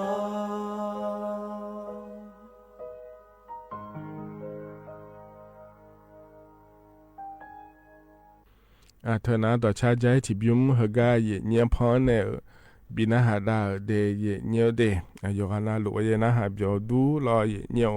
แล้วก็จะนอปาลาอันเนนะหาลายกานาลุอุดุธรรมะเดเยเนียวเดเธอก็มาข้อปานนะหามาล้อเฟซบุ๊กปานนะหามาเดนิมจีนะขอเนี่ยงานแนะอายุเชื่อมือแนะที่ขอลุจอดามาเยเนียล้อเยนี้เฟซบุ๊กปานนะหาลุนะกดไลค์กดแชร์เธอเจ้าไหนยังไม่ได้เยอะเดยกานาลุกังอันเนี้ยก็ก่อจะกาอากาศด้านเนเหรอยากาเกิดพัก งานเนี่ยเราตัวชาพอเนี่ยบีน่าหาได้เหอะเราอย่าน่าหาเบียวดาผาเดยเนียวเดที่ขอรวยแล้วพระจอดามาอย่างเนี้ยมินเนาะอย่างนี้ที่เบียวปามยาหอยากานะอย่างเนี้ยก็ยดื้อมาเหอะที่ก็จะเกิดเกิดง่าแถอย่างเนี้ยหรอเธอก็ดันโนแล้วอย่างเนี้ยเธอก็สำนักงานตำรวจสหพันธรัฐออสเตรเลียและคู่งานแถอย่างเนี้ยยุ่มและคู่เธอหนาขอนี่ AFP และงานเดยเนี้ยเดอาเดือไทยช่วหาอาบูอาโคนี่เชโกโคเบียงเล่าอย่างเนี้ยที่อาญาเนี่ยทางอาเจเดเยเนียเดอันนี้อาบูเฮานะคนนี้ฮบิจิกาลอชองฮอลดันเนอางานเนี่ยชอแอร์โฮสเตสและคู่งานเดเยเนียเดอันนี้อาบูเฮานะคนเนี่ยถึงหายอกามัวงานเนี่ยนี่ฮบิจิเนี่ยชอหางลอฮอลดารอฮุบาเนี่ยเมลเบิร์นออสเตรเลียและคู่กาอิงาเนี่ยเจลังเออันนี้เชงาเนี่ยนอนเนอรอเยเนียวนะฮึบาอีกเนียลาลอเลยเยนี้เธอกาดานโนพอปาโกฮองเงลออันนี้อาบูเฮอเพทอนเบโกฮองเงเฮโรอีนละคัวลอเธอเนี่ยอาเจเพทอนละคัวลอเยเนียวทีจิโลเจเนียวอาเจเดเยเนียวเดเธอมีเนี่ยลอเยเนียวเธอบาพอปาดานโนนาขอเนี่ยอันนี้เฮาหลังยาเนี่ยทางเดยเนียวเดเถกายาเสพติดแล้วคั่วเธอลอยเนียวเฮโรอีนแล้วคั่วเธอเพียเนอละอ่างเดแล้วลอยเนียวน่ายเถกายาชอชิฮองเงลอเลยอย่างนี้อันนี้อาบูเฮานะอายุมีมังเงและโฮโลเองเจอย่างนี้ชอเนแฮเนลอเธอที่โปรอนเนละเดแล้วลอเถกก็เพอผิวรอเนียวเหยียพาเหยียบาบินามาแล้วหัวลงอาเทเหยียเนี่ยไอเราที่ไม่ได้อยู่แกเราเลยเหยียนี้เธอก็เผื่อรออยู่ก็ย้ำงานแล้วกันเราเหยียเนียวขอเนี่ยเธอก็ชอเนี่ยทุกวันให้เนี่ยรอมีที่พอเขาก็บีเนี่ยละเซ่แล้วเราเหยียเนียวให้หรือว่าจะได้ยังงานแล้วเหนือเนี่ยเราจังแล้วทุกวันเกิดงานเจเหยียเนียวเดเธอมีเนี่ยเราแห่อายุมาดูมาสิญญาเจียงงาเราเนี่ยอย่างนี้สิญญามาสิญญาแล้วงั้นคนนี้มาเอ็นยังงาเราเธอเนี่ยเธอก็อายุมาจ้าหลวยนะแล้วเราอย่างนี้อาลีที่ชั่วที่อะไรอาลีบุ้มเสียเราชั่วที่เฟบัวปานเองชั่วล้านเนี่ยแห่สู้ฮึบออสเตรเลียมีของอีเลเราฮบีฮัวเวอร์พอปากามุลูเดินหางเธอเราอย่างนี้สู้ออสเตรเลียมีของอีเลเฮมเหมือนอย่างอีเลแล้วงั้นมีที่โปบีฮาเซ่แล้วเราก็มีบีฮาเพอเสด็จให้มีฮามีในบีเนี่ยมาแล้วเราเลยอย่างนี้เธอก็เฟว่าปาชอล้างเงี้ยละเนี่ยอันนี้เหรอจะก็เงี้ยละงานมาไม่ได้ยอมอย่างเงี้ยเจไอ้ขอเนี่ยยอมอย่างนั้นมาเกิดแล้วเนี่ยเนี่ยอย่างนี้ไอ้ขอเนี่ยอันนี้เหรอนะเราอย่างเงี้ยเราเงี้ยชอลากาเรางัดทอหันเนี่ยมางัดบีหันเนี่ยมาแล้วไอ้เนี่ยเราอย่างเงี้ยเสด็จเหยียบพายเหยียบบายาละงานเนี่ยถึงไม่เนี่ยเราถ่ายมีของเราเธอก็มีเธอมีอะไรนะขอเนี่ยไปท่องไปดองเนี่ยเราคนบิจิกาอีกน่าอยู่ก็ยังไม่เลยไม่เรายังไม่เลยไม่เนี่ยเพทอนหัวหัวเบี้ยเราเลยนี่ตอนเนี่ยป้าเราออสเตรเลียมีของอีกงาเราอย่างเงี้ยอีกเนี่ยเราหัวปอดันโนโกฮงอย่างเงี้ยเราโกฮงเนี่ยละเฮ้เพทอนเธอก็อยู่ในพิลาชนเฮ้ก็อยู่หลังเธอหัวเราอย่างเงี้ยยาเสพติดเธอก็เนี่ยเธอที่จิโร่เบียนี่งาเจเดอย่างเงี้ยเดเธอมีเนี่ยอีนุ่มนะเราอย่างเงี้ยเธอก็ดันโนออสเตรเลียมีของพอป้าก็ดูนะขอเนี่ยอันนี้อาบูเฮาเนี่ยทางเดอคนนี้เชื่อโกโหยังเล่าเดยเนี่ยเดอินุมขอเนี่ยมาเพียเนี่ยสิเดยเนี่ยเดแต่ก็อันนี้เฮาเจ้าก็กูมีเนี่ยมาเพียสิเดแล้วธุรกิจงานเทยเนี่ยเราเธอมีเนี่ยเราเลยนี่อินุมนะขอเนี่ยรัฐบาลปาขอเลยเจรุแม่เราก็ชนเทลุแม่เนี่ยมาเนี่ยอายุแหวงอันนี้เหรอสิญญาเนี่ยพี่เนี่ยยังโลมาสิญญาเนี่ยเราเฮอละเฮอปังเฮอยาเสพติดมันเงื้อแล้วมาสิญญามีเนี่ยเราเนี่ยไม่สิญญาเนี่ยเพียงโลมาสิญญาเนี่ยเพียงโลแล้วเดี๋ยวเนี่ยอันนี้เหรอชาวบ้านเนี่ยพังแล้วเราเลยนี่เธอมีเนี่ยเราเนี่ยอันนี้เหรอใช้เงี้ยจ้องปะจังบังเดแล้วเราเนี่ยสิญญาเนี่ยเพียงแล้วเรายงโลแล้วเราเนี่ยใช้เงี้ยเจ้าเนี่ยนี่เหรอจังบังเดแล้วนะขอเนี่ยขอยังเยอะเดเนี่ยเดนี่เช่งหัวก็นี่ยังเยอะเจเนี่ยเราชอบมีของนะยาเสพติดก็อยู่ดื้อมาเหรอเนี่ยเราการชาเธอแต่ขอนี่เดเนี่ยเด ยอดื้อมาแห่เนี่ยเกาหลีมีของหุมาแบบพี่ในโลแล้วมันก็จะขออย่าแม่ขออย่างเด็กกันชาเถอะแต่ขอนี่เดียเนี่ยเดเดือไทยมีของเราค่อยหน้าเถอะนะบังก็มาดูเบอร์อินยุมนายจังหัวปะล้อพาบีจุมยามีแน่ล้อขอในอินยุมนาล้อจังก็ดูเลยนี่ช่วงหาลาซากาโลแล้วเหมือนน่ะมาบีอยู่มาเดล้อเนี่ยเธอมีแน่ล้อเลยนี่แห่นี่ที่น่ะชอมีของมาอย่าอีโดนาล้อชอเหือให้ในให้โลล้อเธอจะให้มีนี่บินมาเลยที่ปัจจุบันเนี่ยอาเซ่แล้วงานมาอีโดนยาเลยแล้วมาซาลานะขอนี่ยอค่ะยาซาซ้อนเนี่ยยาซาเหนือเดย์เนี่ยเดย์ดูมาสิญญาเบอร์ให้เธอก็ไปท่องละคือจีอังอาเจแล้วเลยนี่รอเนี่ยที่มีในหัวเจก็ขอเนี่ยยกันนะลูกละก็มาช้อนรถทัวร์เข้ามาจีแต่ขอเนี่ยงาเดย์เนี่ยเดย์งาลีงาบุยบากูเทเหมือนจอแม่เลยแล้วเนี่ยเห็นมันอยู่ที่ปบิฮานี่อิสราเอลแล้วไปท่องในมือพารอตัวฐานเนี่ยบิดามาแล้วเนี่ยเห็นดานุกก็กำลังเนี่ยช่วยยางอาเจยาสติให้เจงอาเจแล้วเนี่ยนะรอเนี่ยเห็นดูก่อนเนี่ยเจอยอสาเนี่ยดูไปท่องละคือมีเนี่ยรอเนี่ยที่มีเนี่ยรอรู้ว่าก็ยอข้าวยันยาผายแล้วรอเนี่ยจะกะกะดาเนี่ยในบิสิบิกาเลยเดเนี่ยเดเห็นนั้นยิ่งจีกาเนี่ยนะทอนจวนนะรอจะกะกะดาเนี่ยในบิสิบิกาเนี่ยเฮกันหนาวเนี่ยรอเนี่ยต่อชัดทิบยุ่มแล้วพนักหาดามา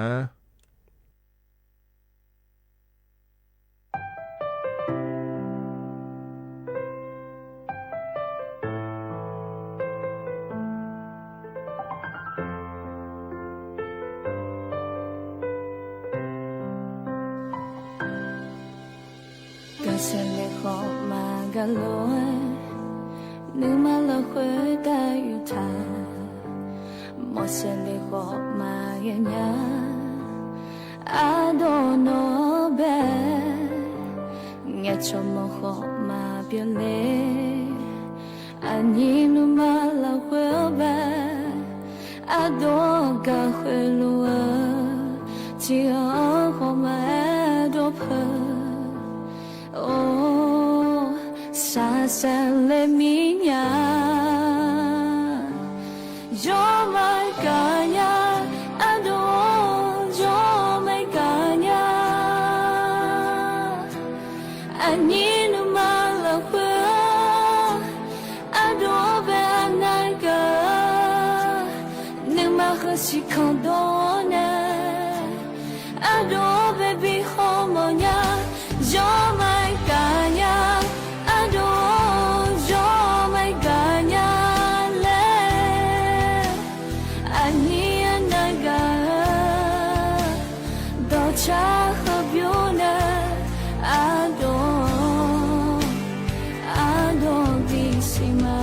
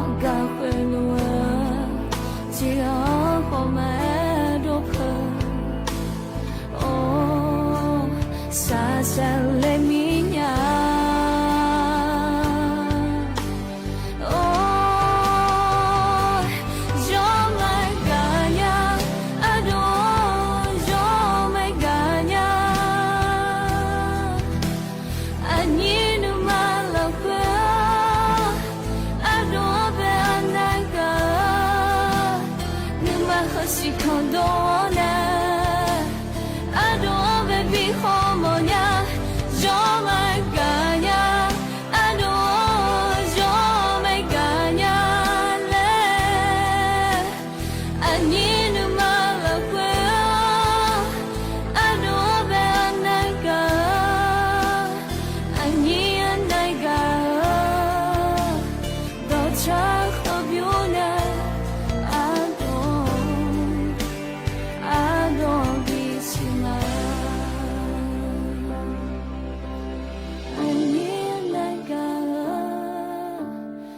车和表呢？阿多比西麦。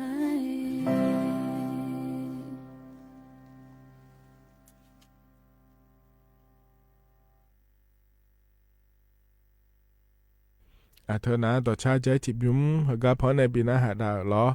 นาหาเบียวด้วยเนียวเฮกาในน้ายามข้าจะล่าเฮล้อ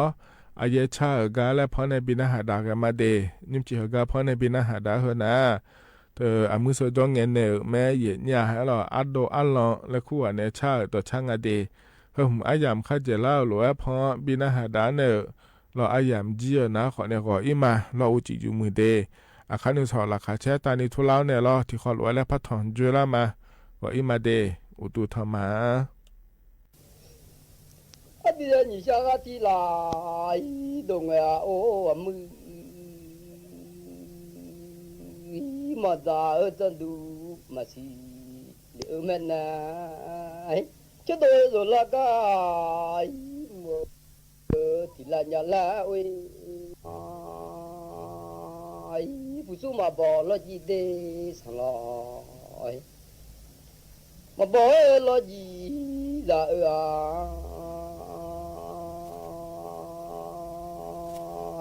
ผู้ตาเล่เจมาโนอันบอกเดจะละจ่าย่อย่อตัวเลี้ยงโอ้มือจะละขละย่อย่อชิเดแล้วก็บ่มีมาโอจอปายามาอยู่โอเดสมุมีคนนี้เสือที่ลาเดลามีมาอีมีสมุมาอีมีมือดีที่ลาโอชาวมาชาลาโยอามี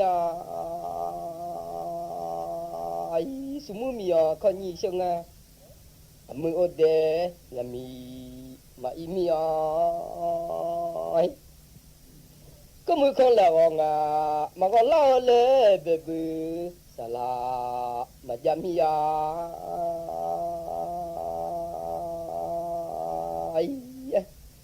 สมุมาอีมีดมือบิง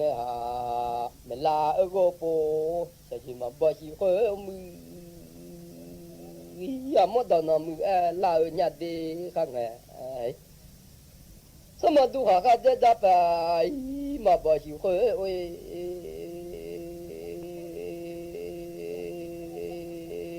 ยามมือขาโอ้ยยามมือลมมากาเสลอมีจะปะมาโอ้โหขาลมมาขาเสลอญามือว่าชอมาชาลามี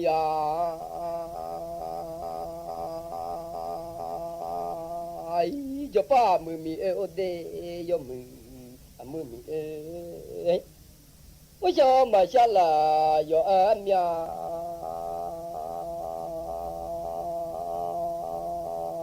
สมุนบ่านี่ว่าโอสามีจัวจัวนอนโดยนอนละเจอว่าโอเด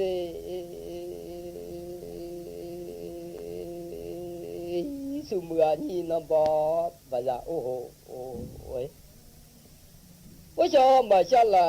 โยอามีมือผู้ลายจากาโอเดสุชอคุณแต่มิโลเดียวมาเด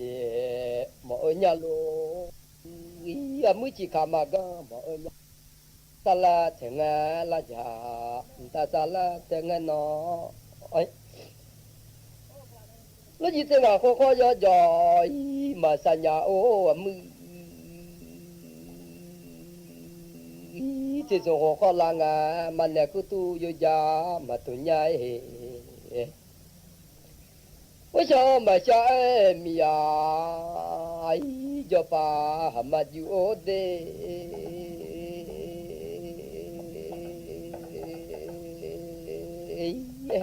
จะปามามีจาบะมืออยู่อะไร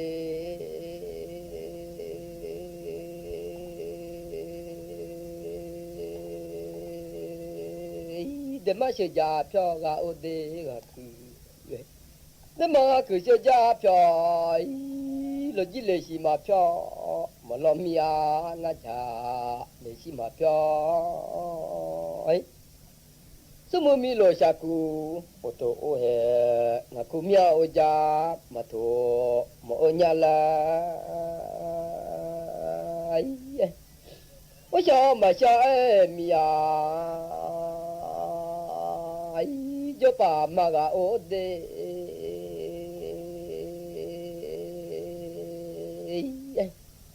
这你说这啊，天的，我立下恩米呀，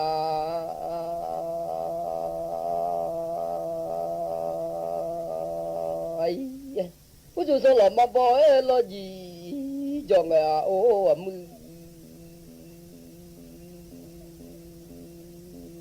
不打了这嘛喏，啊不，用我好啦，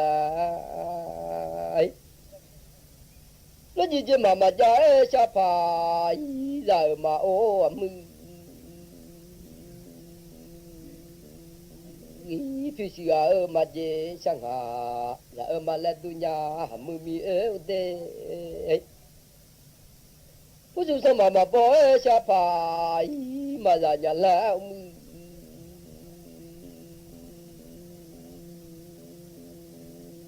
le chia ra mà nó sang hà mà ra nhà là ấy nó chỉ ta này từ lá ra cả giờ để lá đi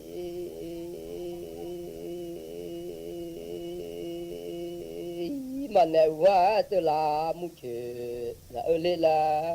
ấy ta này ra trả lời mà mò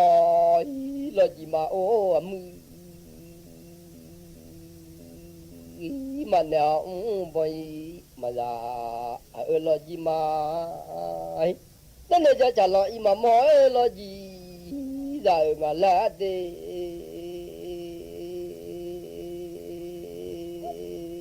xuống cái là cho người lo na ngang là ở cho ấy nó bên đệm lại chơi mà sò ngơ giờ sao dùng giờ tôi chạy mà lên tôi nhàของพระธรรมจึงร่ำเรียนเพราะรู้ธรรมจึงพร่ำเพียรเพิ่มกุศลเพราะรู้ชัดจึงไม่ใช่สัตว์บุคคลเพราะรู้ละตัวตนจึงพ้นไป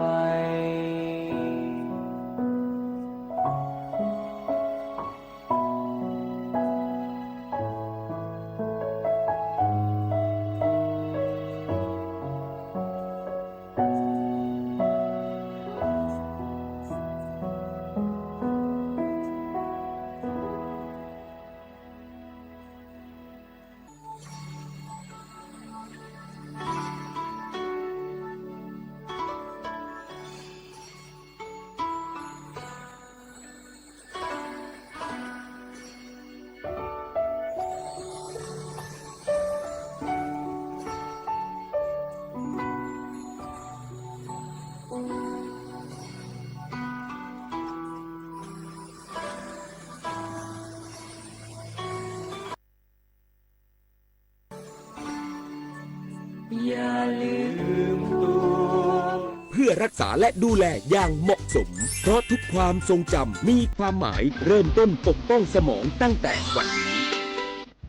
ตอนดนตรีไลฟ์เดือนกรกฎาคม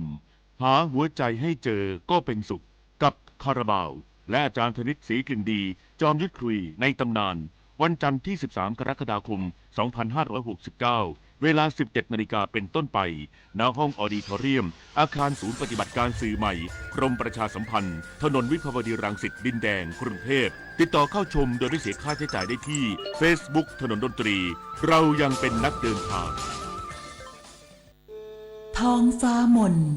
สายฝนพรำดังน้ำเนตรทุกทเวทอาลัยหวนให้หาพระมิ่งขวัญดวงใจไทยประชาไท พระเสด็จสู่ฟ้า สวรรคาลัย น้อมรำลึกในพระกรุณาธิคุณข้าพระพุทธเจ้าคณะผู้บริหารข้าราชการและเจ้าหน้าที่สถานีวิทยุกระจายเสียงแห่งประเทศไทยกรมประชาสัมพันธ์สภาผู้แทนราษฎรมีมติให้ความเห็นชอบร่างพระราชบัญญัติงบประมาณรายจ่ายประจำปีงบประมาณพุทธศักราช 2570 วาระแรกด้วยคะแนน 288 พร้อมตั้งคณะกรรมาธิการวิสามัญ 72 คน พิจารณารายละเอียดรายมาตราสภาผู้แทนราษฎรได้พิจารณาร่างพระราชบัญญัติงบประมาณรายจ่ายประจำปีงบประมาณพ.ศ. 2570 วงเงิน 3,788,000 ล้านบาทซึ่งคณะรัฐมนตรีเป็นผู้เสนอในวาระที่ 1 ขั้นรับหลักการเป็นวันสุดท้ายพร้อมตั้งคณะกรรมาธิการวิสามัญ 72 คนพิจารณารายละเอียดรายมาตราโดยตลอดระยะเวลา 3 วันที่ผ่านมาสมาชิกสภาผู้แทนราษฎรทั้งฝ่ายรัฐบาลและฝ่ายค้านได้ร่วมอภิปรายแสดงความคิดเห็นและให้ข้อเสนอแนะต่อร่างพระราชบัญญัติดังกล่าวหลังจากใช้เวลาอภิปราย3วันที่ผ่านมานายเอกนิติธรรมประภาสรองนายกรัฐมนตรีและรัฐมนตรีว่าการกระทรวงการคลังกล่าวขอบคุณสมาชิกสภาผู้แทนราษฎรที่ได้อภิปรายให้ข้อคิดเห็นและข้อเสนอแนะพร้อมยืนยันงบประมาณฉบับนี้มุ่งแก้ปัญหาค่าครองชีพและผลกระทบจากวิกฤตพลังงานควบคู่กับการยกระดับขีดความสามารถการแข่งขันของประเทศโดยตั้งเป้าให้เศรษฐกิจเติบโตเกิน3%และผลักดันประเทศไทยสู่การเป็นประเทศรายได้สูงภายใน12 ปีชวิสาประทุมมารายงานกระทรวงมหาดไทยประกาศสงครามยาเสพติดขั้นเด็ดขาดเปิดปฏิบัติการยุทธการ Operation 90 Days สั่งผู้ว่าราชการจังหวัดทั่วประเทศระดมกำลังปล่อยแถวพิฆาตกวาดล้างยาเสพติดใน90 วันนายอันสิทธิ์สัมพันธรัตน์ปลัดกระทรวงมหาดไทยเปิดเผยว่ากระทรวงมหาดไทยได้จัดทำแผนปฏิบัติการเร่งด่วน Operation 90 Days ผ่านแผนยุทธการ 90 วันพิฆาตยาเสพติดโดยเริ่มขับเคลื่อนมาตรการอย่างเข้มข้นตั้งแต่วันนี้ไปจนถึงวันที่ 30 กันยายน 2569 ครอบคลุมทั้งมิติด้านการป้องกันการปราบปรามและการบำบัดรักษาโดยปลัดกระทรวงมหาดไทยได้สั่งการให้ผู้ว่าราชการจังหวัดทุกจังหวัดเริ่มจัดกิจกรรมปล่อยแถวพลังเจ้าหน้าที่ฝ่ายปกครองและหน่วยงานด้านความมั่นคงเพื่อเปิดปฏิบัติการในพื้นที่อย่างพร้อมเพรียงกันระหว่างวันที่ 1-7 กรกฎาคมนี้เพื่อแสดงความพร้อมในการกวาดล้างสิ่งผิดกฎหมายอย่างจริงจังสำหรับแนวทางการดำเนินงานจะมุ่งเน้น3มิติหลักประกอบด้วยมิติการป้องกันที่จะสร้างรั้วป้องกันตั้งแต่ระดับครอบครัวโรงเรียนและชุมชนเพื่อตัดวงจรการแพร่ระบาดมิติการปราบปรามจะมีการจัดจุดตรวจจุดสกัดและชุดปฏิบัติการพิเศษอย่างน้อยจังหวัดละ1ชุดเพื่อสกัดกั้นยาเสพติดทั้งตามแนวชายแดนและพื้นที่ตอนในควบคู่กับการขยายผลจับกุมผู้ค้าและบังคับใช้กฎหมายขั้นเด็ดขาดกับเจ้าหน้าที่รัฐที่เกี่ยวข้องจุฑามาสรักษาพันธ์รายงานทีมชาติอังกฤษเจอปัญหาผู้เล่นบาดเจ็บในตำแหน่งแบ็คขวาก่อนลงสนามพบกับ DR คองโกในศึกฟุตบอลโลก 2026 รอบ 32 ทีมสุดท้ายคืนนี้การแข่งขันฟุตบอลโลก 2026 รอบ 32 ทีมสุดท้ายในคืนนี้จนถึงเช้าวันพรุ่งนี้มีลงสนาม 3 คู่โดยคู่ที่น่าสนใจเป็นการพบกันระหว่างทีมชาติอังกฤษกับ DR คองโกเวลา 23 นาฬิกาสำหรับความพร้อมของทั้ง2ทีมเริ่มที่ทัพสิงโตคำรามเกมนี้จะยังไม่มีริสเจมส์แบ็คขวาตัวหลักที่ได้รับอาการบาดเจ็บรวมถึงจาเรลควันซ่าที่สามารถลงเล่นตำแหน่งนี้ได้ก็เพิ่งได้รับอาการบาดเจ็บจากเกมรอบแบ่งกลุ่มนัดสุดท้ายที่พบกับปานามาทำให้เกมนี้อาจจะต้องโยกเชสสเปนซ์มาเล่นในตำแหน่งนี้แทนโดยให้นิโก้โอไรลี่ประจำการในตำแหน่งแบ็คซ้ายตามเดิมส่วนแกนหลักทั้งแฮร์รี่เคนจูดเบลลิงแฮมพร้อมลงสนามทั้งหมดด้าน DR คองโกยังมีนักเตะประสบการณ์สูงจากพรีเมียร์ลีกอังกฤษเป็นกำลังหลักทั้งโยอันวิสซ่ากองหน้าตัวเก่งจากนิวคาสเซิลยูไนเต็ดยิงได้3ประตูในทัวร์นาเมนต์นี้อักเซลตวนเซเบ้จากเบอร์ลี่และอารอนวานบิสซาก้าจากเวสต์แฮมยูไนเต็ดส่วนการแข่งขันคู่อื่นๆเบลเยียมพบเซเนกัลเวลา 3 นาฬิกาและสหรัฐอเมริกาพบบอสเนียเวลา 7 นาฬิกาปุริมพัฒน์สอนการรายงานรู้ปิดรู้ใช้ร่วมใจประหยัดพลังงานจบข่าวชลธรจัญญาอ่านรับฟังข่าวครั้งต่อไปเวลา 23 นาฬิกาครับ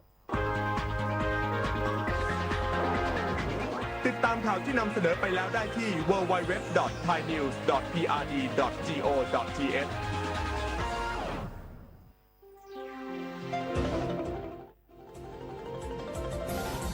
วิทยุแห่งประเทศไทยให้ความรู้คู่ความสุข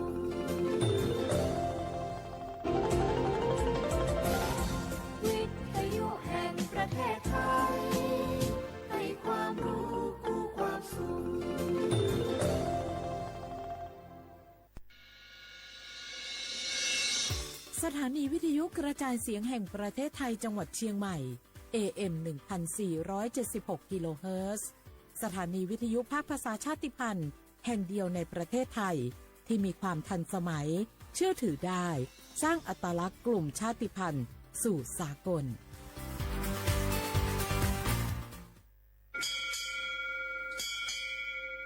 โอโบดะจ้า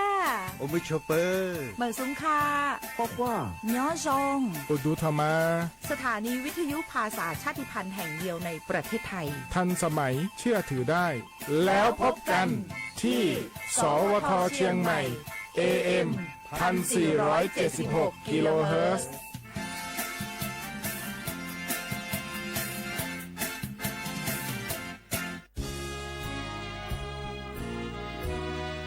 พระบารมีปกเกล้าเพื่อปวงชนชาวไทยจากพระราชกรณียกิจนานับประการที่พระบาทสมเด็จพระเจ้าอยู่หัวและพระบรมวงศานุวงศ์ทรงทุ่มเทพระวรกายทรงงานอย่างไม่เหน็ดเหนื่อยเพื่อประโยชน์สุขของประสบนิกร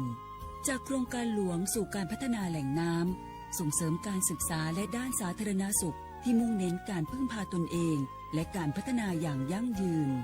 ทุกย่างพระบาทคือการทรงงานทุกพระราชดำริคือพลังแห่งการพัฒนาเพราะประชาชนคือหัวใจของแผ่นดินร่วมเสริมสร้างความรักในสถาบันหลักของชาติโดยสำนักงานประชาสัมพันธ์ที่ 3 กรมประชาสัมพันธ์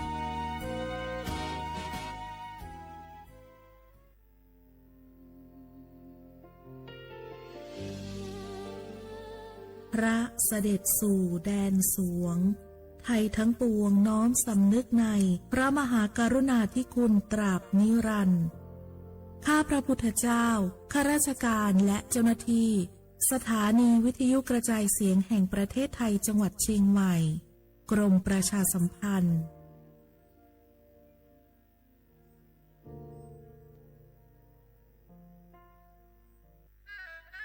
กราบก้มบังคมบาทปิยราชธิดาพระเสด็จสู่ฟ้าปวงประชาร่ำให้ครวญนานาพระกรณียกิจในดวงจิตทวินหวนทุกเร้าเศร้าในสวงพระคือดวงใจไทยสารคดีแสงเพชรส่องล่าเจ้าฟ้าพัชรกิติยาภาตอนพื้นที่ป่าอนุรักษ์บ้านไลโวสมเด็จพระเจ้าลูกเธอเจ้าฟ้าพัชรกิติยาภานเรนทิราเทพยวดีกรมหลวงราชสารินีสิริพัฒน์มหาวชรราชธิดามีพระเมตตาและมีความห่วงใยต่อประสบนิกรในพื้นที่ห่างไกลท่ามกลางผืนป่าอันอุดมสมบูรณ์ของบ้านไลโวอำเภอสังขละบุรีจังหวัดกาญจนบุรีพระองค์จึงทรงสืบสานต่อยอดแนวพระราชดำริในการพัฒนาคุณภาพชีวิตของประชาชนอย่างรอบด้านการศึกษาทรงส่งเสริมการเรียนรู้ของเด็กและเยาวชนผ่านศูนย์การเรียนและกิจกรรมพัฒนาศักยภาพเพื่อสร้างโอกาสทางการศึกษาและวางรากฐานที่มั่นคงให้แก่อนาคตของเยาวชน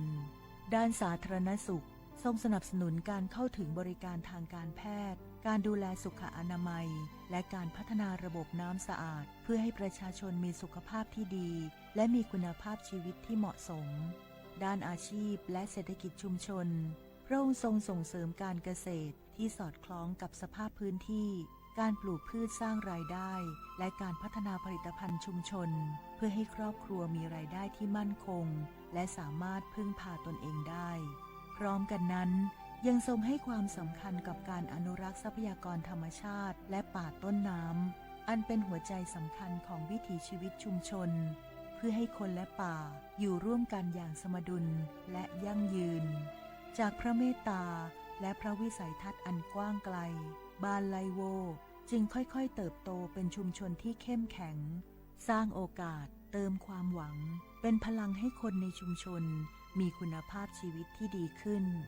จึงเป็นอีกหนึ่งภาพสะท้อนพระกรณียกิจที่ประสบนิกรชาวไทยจะได้ร่วมน้อมสำนึกในพระกรุณาธิคุณของพระองค์ตราบนานเท่านาน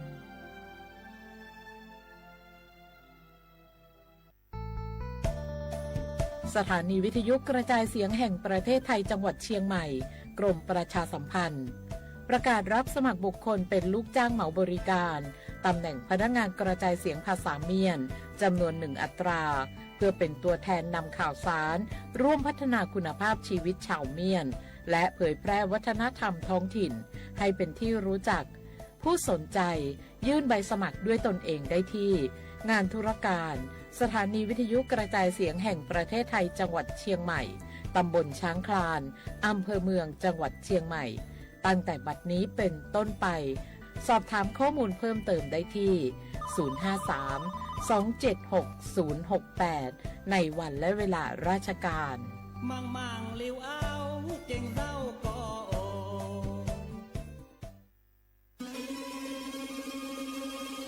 ก้าวสำคัญมาถึงแล้วเจียงใหม่นครหลวงของล้านนา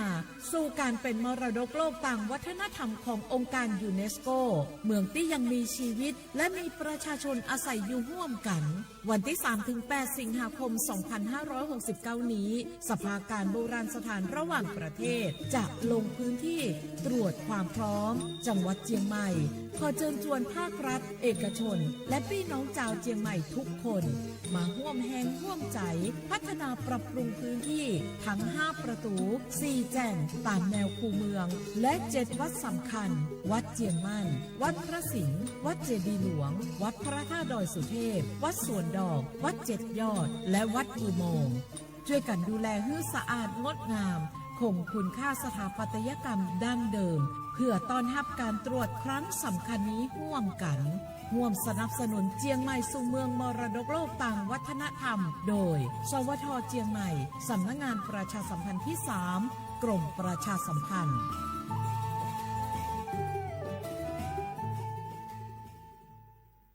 นี่รู้กันไหมสิทธิบัตรทองหรือบัตร30 บาทเป็นสิทธิหลักประกันสุขภาพตามกฎหมายที่ช่วยคุ้มครองคนไทยทุกคนให้เข้าถึงบริการสุขภาพที่จำเป็นโดยไม่ต้องเสียค่าใช้จ่ายเลยนะครอบคลุมทั้งการรักษาพยาบาลการป้องกันโรคการฟื้นฟูสมรรถภาพทางการแพทย์เรียกว่าช่วยให้คนไทยอุ่นใจกันเลยทีเดียวสอบถามเพิ่มเติมสายด่วนสปสช1330พี่น้องเขาสนใจใครปืนเผาผ่านตั้งห้องเปิดเซ็งสวทเก้งใหม่ปั่นตั้งหูห่มปลาดังมีดังซื้อถ่อมแจงแล้งหลีกว่าไก่ในปืนตีเจดอนเก้งใหม่กับสืบมาเลยดีสวทเก้งใหม่หมายฟ้น053-276-068และ0922468579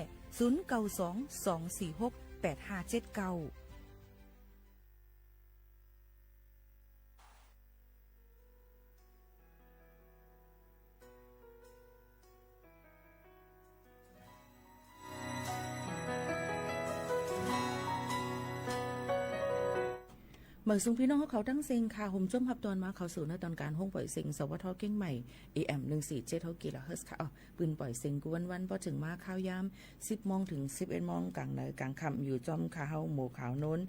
สุภาวันเชื้อสารวินเป็นอ้อยกออ้อยเซปอแม่ปีน้องๆเขาอยู่จอมกันที่ไหนเจ้าหนังไหนค่ะว่าไม่พี่น้องเขา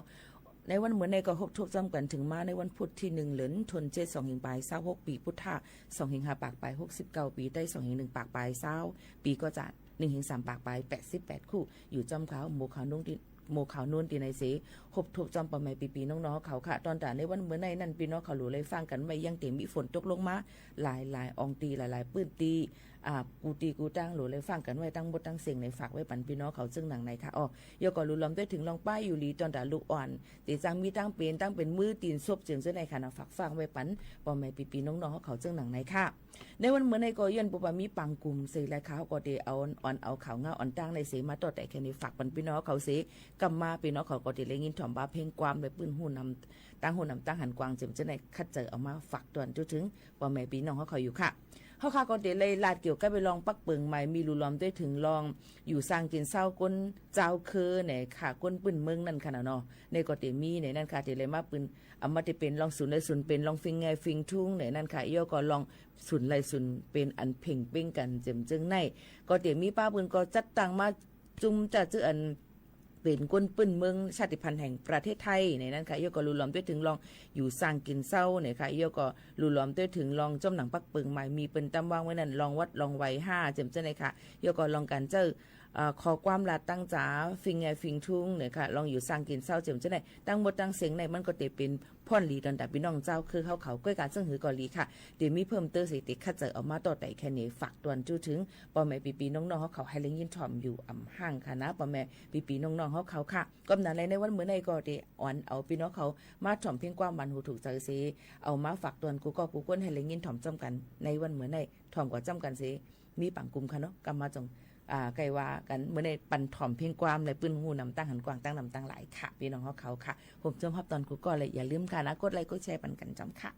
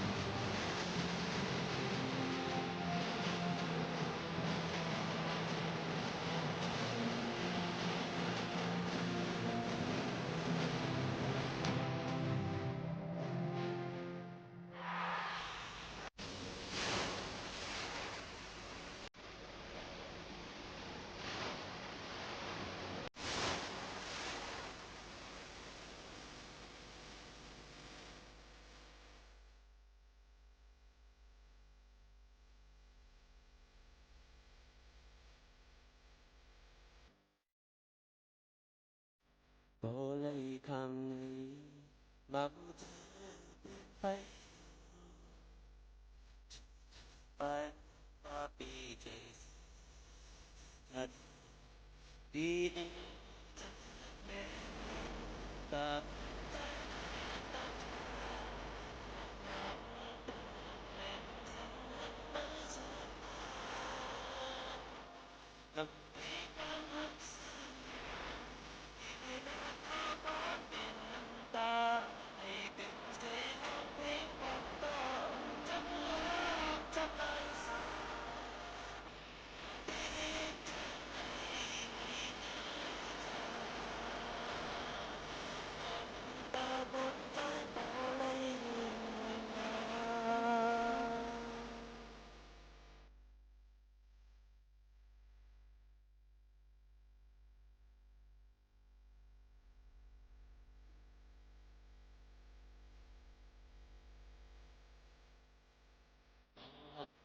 nhầm người yêu dẫn đến tôi trắng tơ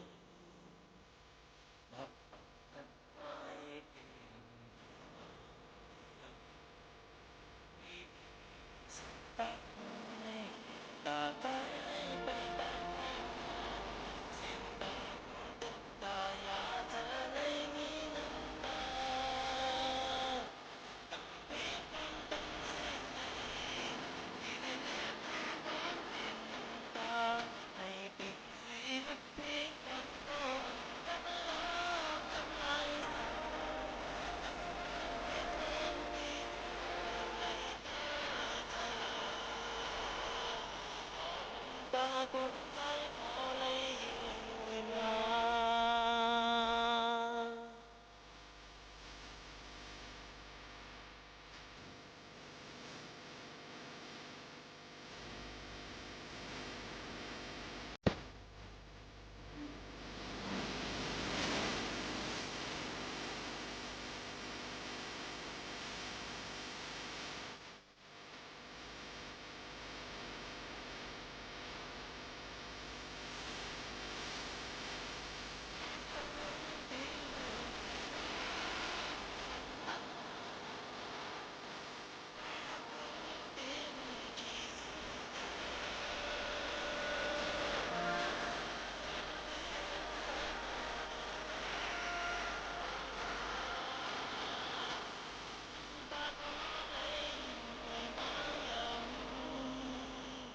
lầm bám hát xưa nào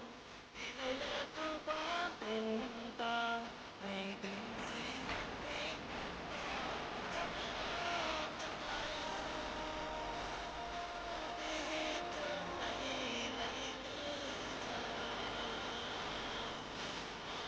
ta cũng phải bỏ lấy người mà lầm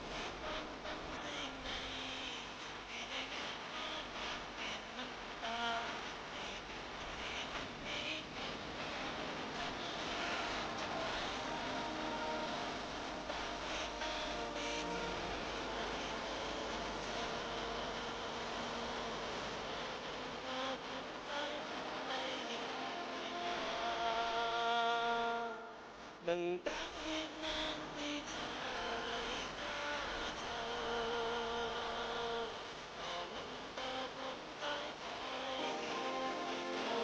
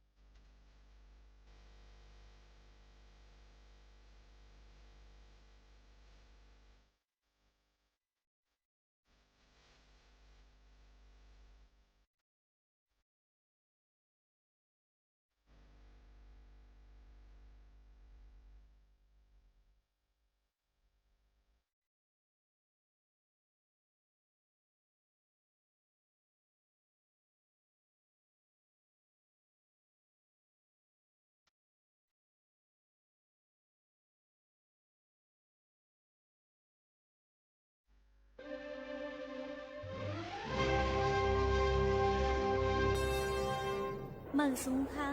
เจ้าคือจ่าไตคือเสือไข่สางเจ้าเป็นพี่น้องไต้หลงไต้แหลงไต้หลอยไต้ลือไต้หลำไต้เหนือไต้เตอไต้ขาวไต้เมาไต้คำตีไต้อาสัมไต้12ปันนา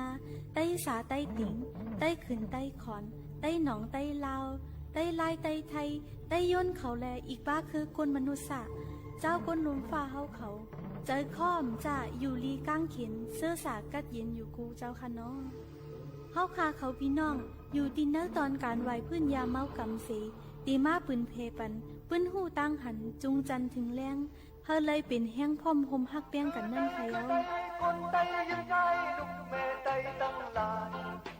นอนมือต่างหูขบขึ้นบนตัวลูกเปิ้นปล่อยเฮาลูกสมบานเปิ้นปล่อยเฮาลูกสมโตอย่าคิดเลยอย่าเมาในอันดีเด่นเก่าบันดีบันเฮาคือลูกเลี้ยวไว้หมดหาย อยู่ดีมีเงินมีทำมีสิ่งมีทำนั่งกันตั้งเสียงถือกำวันเมื่อไหร่เขาเจ้าที่เอาดังตราอันชื่อว่าเพเขียนหลงยาเมากำเลยน้ำเหล่าอันว่านั่นสิเตมาโต้ไต่ใครเหขอลัดปันพี่น้องผู้ทองยินเสียงเขากูก็กูกวนกว่ายัง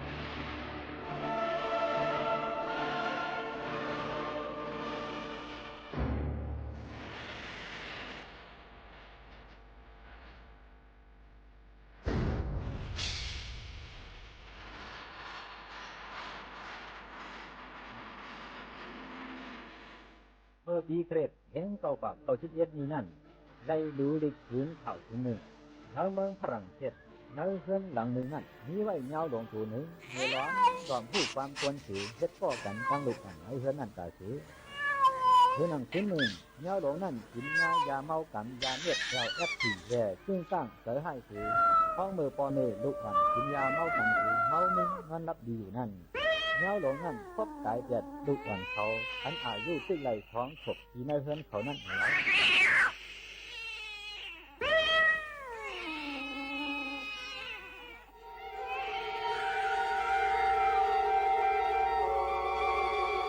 ตอนไหนยาเมากำไหนกว่านี้ในเมื่อเลือดเถยก่อมันกินอ่ำอ่อนดีอ่ำปันควันดีสังลาลานั่นแล้วพอควรเฮากับยิ่งยาเมากำถือตุ้มเตื้อที่ตัวมันกล้วยอ่างตาตุ้มเตื้อปลาในตรงเวิงควรเฮาผู้ทำเสียงเสียงแล้วตุ้มเตื้อย้อนถึงเตื้อกะเฮาตั้งนำตั้งหลายแล้วลองตุ้มเตื้อถัดไปควรเฮาจำพอมักกับยิ่งยาเมากำยาวหนึ่งมังปอกมังไหลถัดไปตกเสียเขาเอาใจขึ้นโตเจ้าต่อได้ทั้งโหใจที่มีรวมหย่องเสียใจพ่องผิวใจไว้หันควันเปลี่ยนได้ทั้งยันนึกถึงเสียลืมไงนั่นได้ทั้งแล้วใจสามารถรวบยอมลงถือทำหักแดงขุนโผนางเนเก่าๆนั่นเองครับอยู่หลายก็ทำมนต์ทำเปื้อขี้เหงาอยู่ทั้งกล้วยก็เดี๋ยวนั่นเองครับมังปอกมังไหลอยู่หลายก็ออกใจหลังใจก้าใจให้สีทางเทิมคิดเหนือเปื้อนนั่นเองครับซื้อในตีกว่าจังเป็นปอมาอยู่แล้ว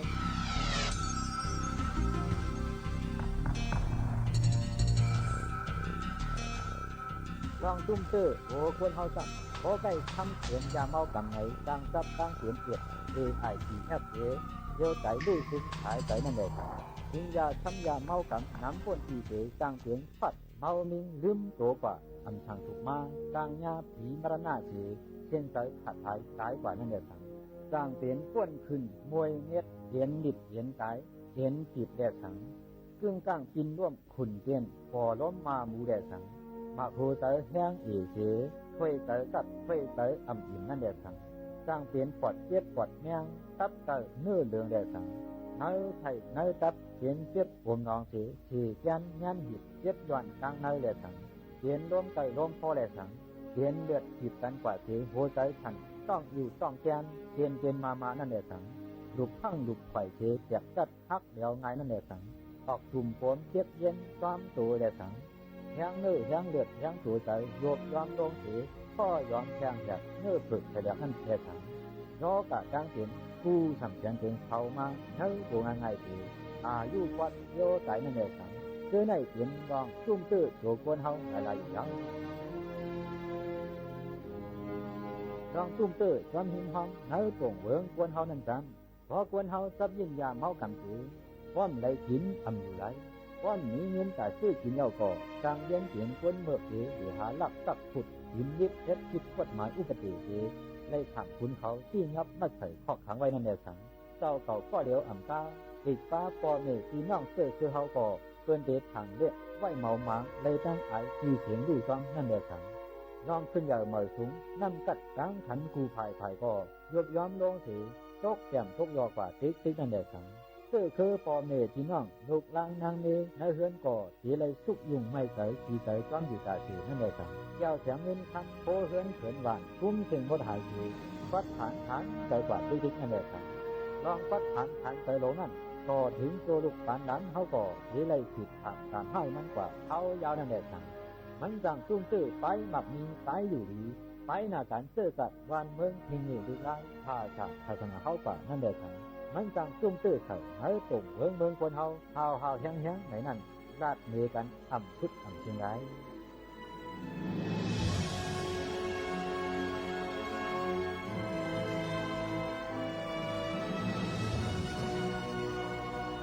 การแจ้งคนหนึ่งเห็นแข็งหนักอันเดปกป้องหน้าการเสื้อกัดวันเมืองขาดพิงเหดูร้ายเขากว่าด้วยนะใจลู่หายใจซุ่มย้อนยาเมากำกว่าเห็นเจ้าเห็นโจนั่นนี่นำตัวยาคนเฮากำพองอันจะเขียนที่เราที่ยาอยู่เท่นั้นผมว่าไปตายอายุชายใจไปขับถือตาโกย้อนนำนี้นำจัดกลางแข่งสาเหตุการในเป็นคนเยาว์แดเพราะว่าเขานั้นใช้เงินคนแต่งคนเยาว์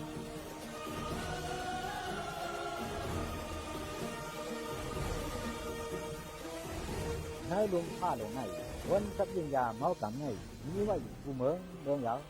เวกาพอมาเตียกเกินตั้งควนต่างเพื่อคนอีกสิ่งใจเขาจะยิงยาเมากำไงหรือเลยว่านี่นำดูเรื่องอยู่ก็เพราะว่าน้ำใจเขาไหนที่เลยยาเมากำง่ายๆคือพอมีคนใจเขาตั้งน้ำตั้งผู้หันลองยาเมากำเลยจังว่าคนเขาเลยลู่ซุ้มย้อนมันทำหนักนั่นเยาว์เอาในกว่าหน้าพอเขาตีสุดกินกว่าอยู่เรื่องไหนตีกว่าในเสียงคือเขาเสียกังห้วยไขว่ความปัดยาเมากำลงไม่อยู่ในนั้นร้องวันนักใจที่ยังยาเมากำไงเห็นเจตนาลองสุกยุ่งหลงในตรงเมืองคนเขาอันนี้แล้วย้อนนั้นแด่พุทธะพระเป็นเจ้าเขาจังเถาไว้ในถิ่นหมายหาเจคนกูเมืองก่ออันกันเฮ็ดกฎหมายมีเจอันกันห้ามจับไว้อย่างยาถิ่นเถิกยาถิ่นล้ำยามากยาปังยาตะกะยาอันเฮ็ดให้สวนเฮาย่องมาเมานั่นเฮาบ้านในถิ่นหมายหาผู้ล่ะเวลายามาทราบป้ามาทราบฐานนานั้นหมดวันนี้แล้วญาติที่ไหนเทออกมาที่เมื่อรอมาอีดารีคือเขาเตเอาใจเฮ็ดยาน้ำเน่งเมื่อปีเสร็จเพียง7 ปากไปหานี่แล้วเมื่อปีเพียง7 ปาก57นั่นคนเมืองอเมริกันก็หนึ่งเตเอาเฮ็ดยาทำเหงาเพียง9 ปากขาย6เอาเฮ็ดยาครบขึ้นหายแด่ยาที่ลองร้องเหนียวเพียง9 ปากเท้าสีนั่นคนเมืองอเมริกันเขาจักยินยามีของแข็งเหนียวกับมันดังยากควรลูกทำปันพันดีคนเฮาแลอันเห็นคนกูเมืองไหนก็จังไรเฮ็ดไม่มีเสวันกันห้ามกลับมาก็ถึงยามอยู่ในเดียว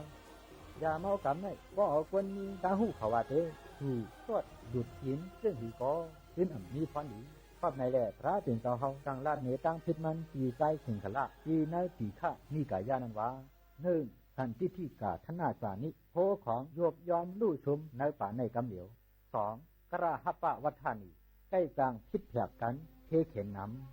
ำ3โลกานำอาญาตนำตั้งไข่ตั้งเข็นเรื่องน้ำที่อกิติทันจ้านั่นคือเสียงเนาคือเสียงอ่ำลี5ก็ปีหน้านี่ดังสั้นนีอ่ำนี้ตั้งอกตั้งอาย6ปิญญายะสุปริตรณีอ่ำนี้ยันปัญญาตั้งหูว่าไหนตั้งคิดมันมีว่าอยู่6เปิงเป็นยาว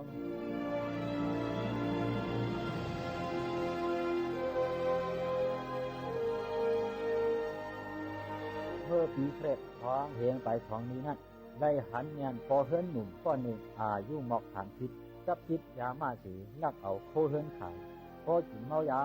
ทำทุกเหลวโคเฮิรนโคเจป้อแหมลุกแหมเนป้อเหลวเข่งพลาพิษปลาแทงปอเมทำเวนาเผยเอาใจมันว่าเฮ็ดกาวากาเป็นทำไรก็เย็นสีปอไว้มาวนเฮิรนเขาทำจังเฮ็ดหีในแดดได้กว่าห้องผ่านเขามาจิ้งยับมัดไว้ยาวทำเฮ็ดไผ่เรือเก่าแด่ ไว้มาเลยขำคันเขายืดตายเจ็บกว่าเย้าอันไหนย้อนเปือยามาเลยพอเมก็เลยไม่ใส่ลูกเมก็เลยไม่ใส่ขานใส่น้ำตาตกตามโพของก็ลู่ชุ่มฉีกำลืนเลยลู่ชุ่มปลาฉายใส่ขอดยอดเพราะว่ามันกว่าตายตัดในมันแล้ว อันพี่น้องเขาไล่ยินทอมกว่านั้นเป็นคอเสลียงเจ้าคู่ขี่มาสาราวอยู่วัดจองปีตกาในนั่นค่ะในก็อยู่ยังว่าที่มีพรนี้ปุ่นดาพี่น้องผู้ถอมยินเสียงแต่เขาเปลี่ยนยาแห้งอ่อนก๊อกหนึ่งปุ่นดาได้ตึกเพื่อนยาเมากำนั่นขายเอาแต่เอาวันเมื่อไหนเขาคู่ตัวกันไว้อย่ามึงเมากว่างดอมยาเมากำอย่ามึงมั่งตังเกี่ยวล้นป่นดีเขาหมอคัดพืชออกเนื้อตรงยงอารมณ์กิเลสาเสตาเอาพี่น้องมาโอ้กันหาตั้งขึ้นใหญ่ดีใครเนาะ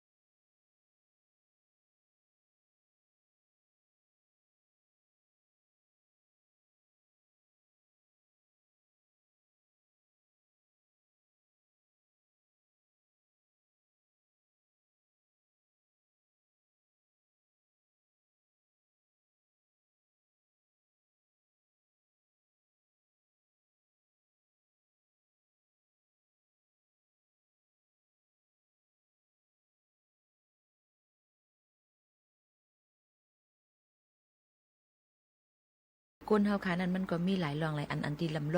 องกูอันค่ะก้อยกาหนังหื้อบ่ดีเลยหมอลุ่มล่าเลยเฮาค่ะฮู้ว่าเฮาค่ะดีกว่ายากเขาเมื่อไรก็ให้ได้เขาเป็น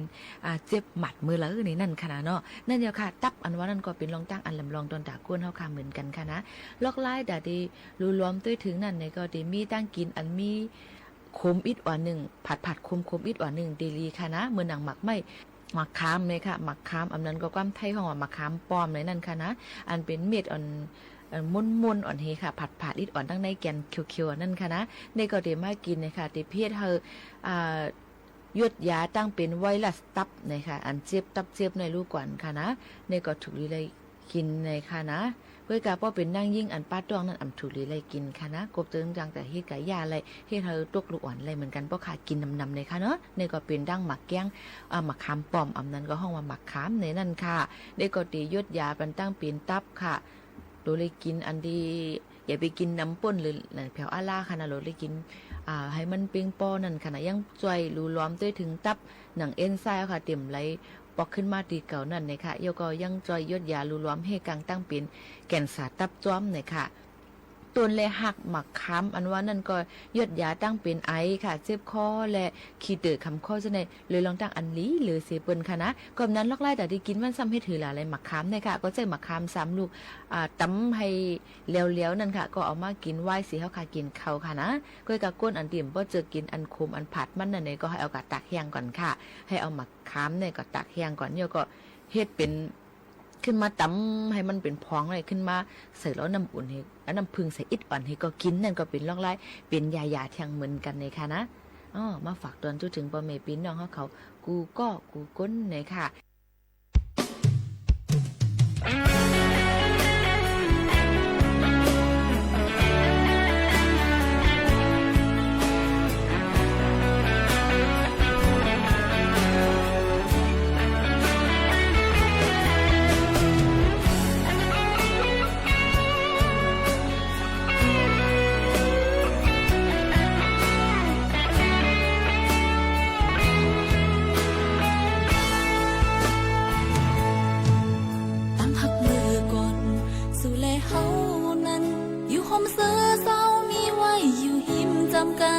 พองยามเจิงในตีผัดเมื่อเย้าในโหเจอนางเฮ็ดหือจังเสือไหลตั้งหักเฮาสองเธอก็หูดีใจอยู่ใกล้ใจก็นางเฮ็ดหือลืมไหลตั้งหักมันแก่นไว้ปั่นใจก็เร็วโหเจอนางมีใจก็เร็วอันเสือพองยานมาตีไกลโหเจอนางเลยจำมันไว้อยู่ดีเจอใจเจอวันปนนั้น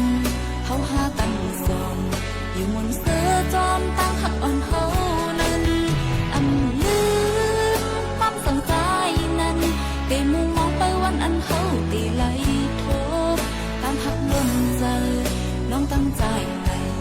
หอบเอาตั้งหักเฮาปอถึงตีเยอะมาหักเฮา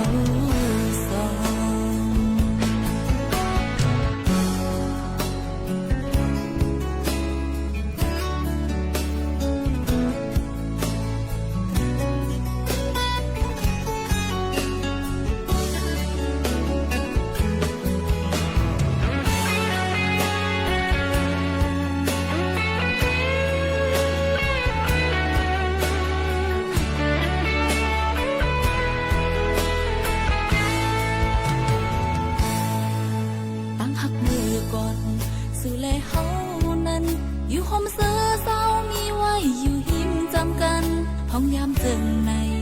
ตีผัดเมื่อเย้าในโหเจ้านางเฮ็ดหือจังเสือไหลตั้งหักเฮาสองเธอก็หูดีใจอยู่ใกล้ใจก็นางเฮ็ดหือลืมไหลตั้งหักมันแก่นไว้ปั่นใจก็เร็วโหเจ้านางมีใจก็เร็วอันเสือพองยานมาตีไกลโหเจ้านางเลยจำมันไว้อยู่ดีเจอใจเจอวันปนนั้นเฮาหาตั้งสองอยู่มนเสือจอมตั้งหักอ่อนเฮานั้นอันลืมความสนใจนั้นเตมุงมองไปวันอันเฮาตีไหลโทต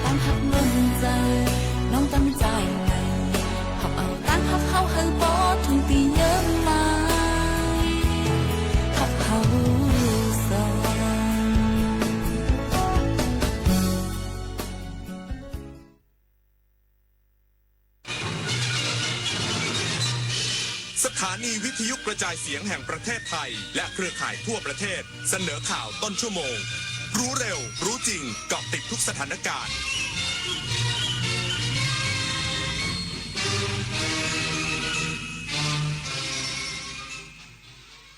รับฟังข่าวต้นชั่วโมง 23 นาฬิกากับชลธรจันยาครับรองนายกรัฐมนตรียืนยันประเทศไทยไม่ได้เป็นทางผ่านยาเสพติดหากมีมาตรการที่ดีพร้อมเสนอให้ทบทวนบทลงโทษคดียาเสพติดอีกสักครู่กลับมาติดตามรายละเอียดครับกราบก้มบังคมบาทปิยราชธิดาพระเสด็จสู่ฟ้าปวงประชา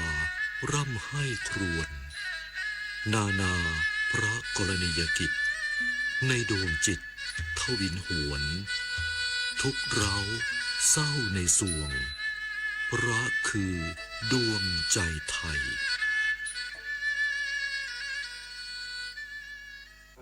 ที่ลืมบ่อยๆอย่าเพิ่งชะล่าใจ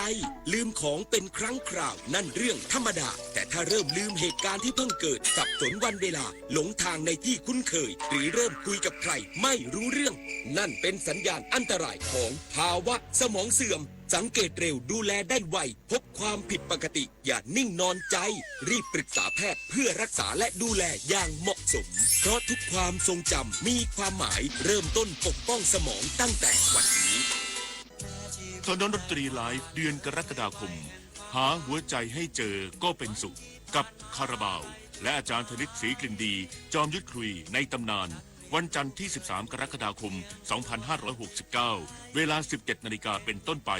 ณห้องออดิทอเรียมอาคารศูนย์ปฏิบัติการสื่อใหม่กรมประชาสัมพันธ์ถนนวิภาวดีรังสิตดินแดงกรุงเทพติดต่อเข้าชมโดยไม่เสียค่าใช้จ่ายได้ที่ Facebook ถนนดนตรีเรายังเป็นนักเดินทางท้องฟ้ามนสายฝนพรำดังน้ำเนตรทุกทเวศอาลัยหวนให้หาพระมิ่งขวัญดวงใจไทยประชาทะเสด็จสู่ฟ้าสวรรคาลัยน้อมรำลึกในพระกรุณาธิคุณข้าพระพุทธเจ้าคณะผู้บริหารข้าราชการและเจ้าหน้าที่สถานีวิทยุกระจายเสียงแห่งประเทศไทยกรมประชาสัมพันธ์รองนายกรัฐมนตรียืนยันประเทศไทยไม่ได้เป็นทางผ่านยาเสพติดหากมีมาตรการที่ดีพร้อมเสนอให้ทบทวนบทลงโทษคดียาเสพติดให้เข้มงวดมากขึ้นช่วยลดโอกาสการกระทำความผิดนายทรงศักดิ์ทองศรีรองนายกรัฐมนตรีกล่าวถึงสถานการณ์สู้รบบริเวณชายแดนไทยเมียนมาอำเภอแม่สอดจังหวัดตากอาจเป็นสาเหตุทำให้มียาเสพติดทะลักเข้ามาในประเทศไทยว่าเจ้าหน้าที่ที่ได้รับมอบหมายให้รับผิดชอบเรื่องนี้ได้ปฏิบัติหน้าที่อย่างเคร่งครัดหากมีข้อมูลเกี่ยวกับการเคลื่อนไหวของขบวนการค้ายาเสพติดตามแนวชายแดนเจ้าหน้าที่จะต้องเฝ้าระวังโดยมองว่าประเด็นสำคัญอยู่ที่การปฏิบัติหน้าที่ส่วนขณะนี้มีการระบุว่าประเทศไทยเป็นทางผ่านของยาเสพติดเห็นว่าหากมีมาตรการป้องกันที่ดีไม่สามารถผ่านเข้ามาได้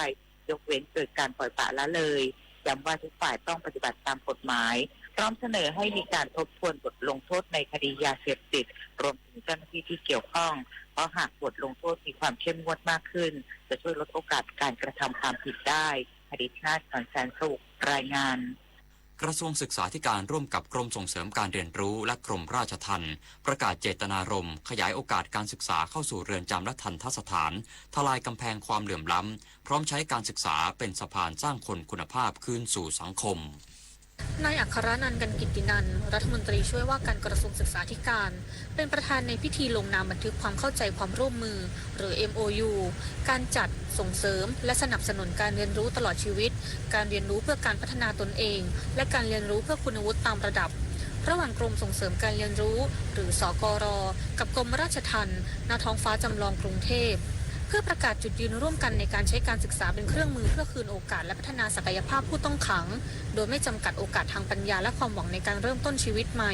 สอดคล้องกับนโยบายของกระทรวงศึกษาธิการที่มุ่งลดความเหลื่อมล้ำและให้ทุกคนเข้าถึงการเรียนรู้ที่มีคุณภาพอย่างทั่วถึงและเป็นธรรม ซึ่งผู้ต้องขังและผู้พ้นโทษเป็นกลุ่มที่ควรได้รับโอกาสทางการเรียนรู้อย่างเท่าเทียมเพื่อฟื้นฟูศักยภาพและความมั่นใจก่อนกลับคืนสู่สังคมความร่วมมือในครั้งนี้จึงเป็นการเชื่อมโยงงานด้านการศึกษาเข้ากับการพัฒนาพฤตินิสัยอย่างเป็นรูปธรรมโดยกระทรวงศึกษาธิการพร้อมผลักดันความร่วมมือกับกระทรวงยุติธรรมและกรมราชทัณฑ์ตลอดระยะเวลา3 ปีนับจากนี้จิรวรรณช่วยเท้ารายงานสำนักงานคณะกรรมการพิเศษเพื่อประสานงานโครงการอันเนื่องมาจากพระราชดำริร่วมกับมหาวิทยาลัยนราธิวาสราชนครินทร์พัฒนาผลิตภัณฑ์เกษตรเพิ่มมูลค่าและขยายตลาดสินค้าเกษตรนางสุพรตรีนรินทร์เลขาธิการสำนักงานคณะกรรมการพิเศษเพื่อประสานงานโครงการอันเนื่องมาจากพระราชดำริหรือสำนักงานกปร.เปิดเผยภายหลังลงนามบันทึกความเข้าใจความร่วมมือกับมหาวิทยาลัยนราธิวาสราชนครินทร์เพื่อขับเคลื่อนการพัฒนาผลผลิตการแปรรูปและการส่งเสริมการตลาดผลิตภัณฑ์ด้านการเกษตรของศูนย์ศึกษาการพัฒนาพิกุลทองอันเนื่องมาจากพระราชดำริจังหวัดนราธิวาสความร่วมมือครั้งนี้เป็นการบูรณาการองค์ความรู้จากสถาบันการศึกษาเพื่อยกระดับคุณภาพผลิตภัณฑ์ทางการเกษตรตามแนวพระราชดำริสร้างมูลค่าเพิ่มและเพิ่มโอกาสทางการตลาดควบคู่กับการส่งเสริมให้เกษตรกรรวมกลุ่มและพึ่งพาตนเองอย่างยั่งยืนปัจจุบันผลิตภัณฑ์จากโครงการอันเนื่องมาจากพระราชดำริทั่วประเทศได้รับการขึ้นทะเบียนสำนักงานคณะกรรมการอาหารและยาหรืออย.แล้ว175รายการจากสถานประกอบการ11แห่งซึ่งจะช่วยพัฒนาผลิตภัณฑ์ให้มีมาตรฐานมากยิ่งขึ้นพร้อมเปิดโอกาสให้นักศึกษาได้เรียนรู้จากการปฏิบัติจริงเชื่อมโยงองค์ความรู้สู่การพัฒนาชุมชนและภาคการเกษตรอย่างเป็นรูปธรรมปพิชานันเทพรักษ์สวทนราธิวาสรายงานน้ำมันทุกหยดมีค่ารู้ใช้รู้รักษาวันข้างหน้าไม่ขาดแคลนจบข่าวชโลธรจันยาอ่านรับฟังข่าวครั้งต่อไปเวลา 6 นาฬิกาครับติดตามข่าวที่นำเสนอไปแล้วได้ที่ www.thainews.prd.go.th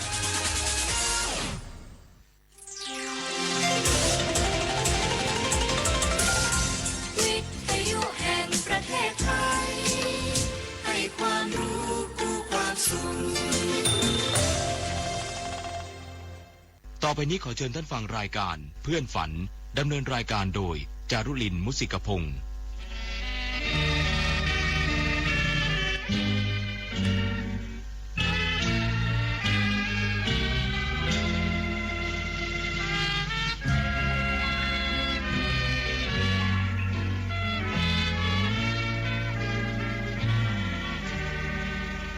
อยากมีเพื่อนรวมฝันในวันนี้วันที่มีเสียงเพลงบรรเลงวอนเดี๋ยวออดอ่อนเดี๋ยวเรื่องลื่นแสนชื่นบา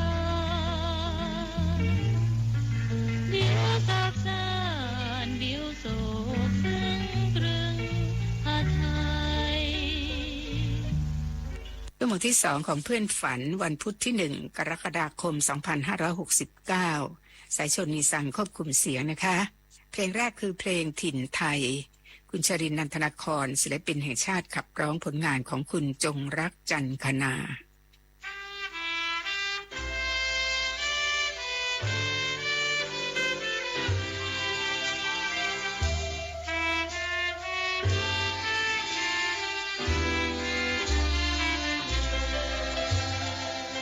เป็นสุขหนักหนา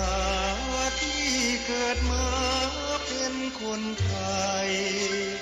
เราทุกคนภูมิใจความเป็นไทยมิใช่ภาคเขาด้วยเลือดบรรพชนปกป้องแผ่นดินไว้ให้เราด้วยบารมีล้นเกล้าคุ้มเราร่มเย็นเรื่อยมาเป็นสุขหนักหนาที่เกิดมาในแดนไทยแดนที่แสนกว้างใหญ่แดนที่ใครทุกชาติอิจฉาชาวราชสุขสมในถิ่นอุดมพืชพันธุ์ธัญญา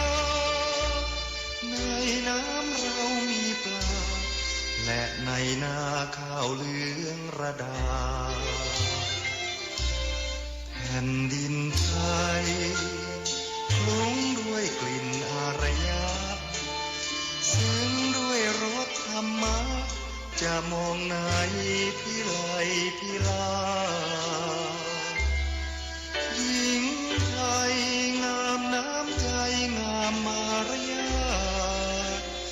งามผิวพรรณผุดผาดเชิดชูชาติเกริกเกียรติตระการเป็นสุขหนักหนาที่เกิดมาเป็นคนไทยแม้ตายแล้วเกิดใหม่ยังตั้งใจอธิษฐานไม่เกิดที่ไหนไม่ว่าสวรรค์ชั้นวิมานขอวกดวงวิญญาณมาเกิดในครรภ์ของมารดาไทย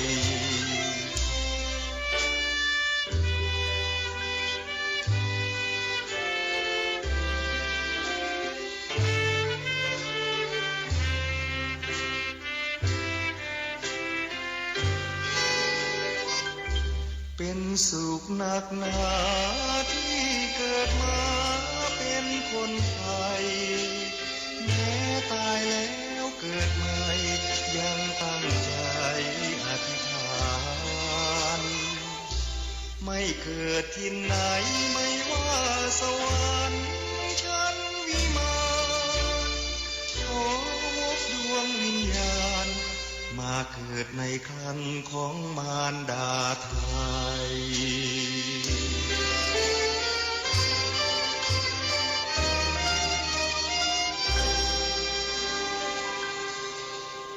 นั่นคือเพลงถิ่นไทย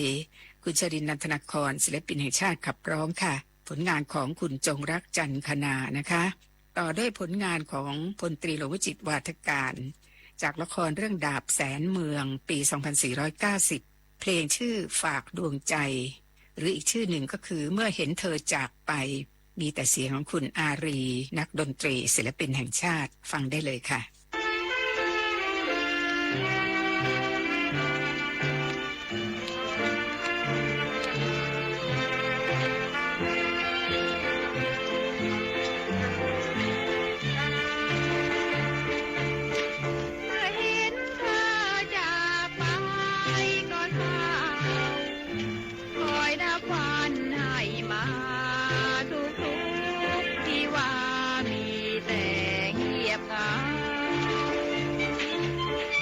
เ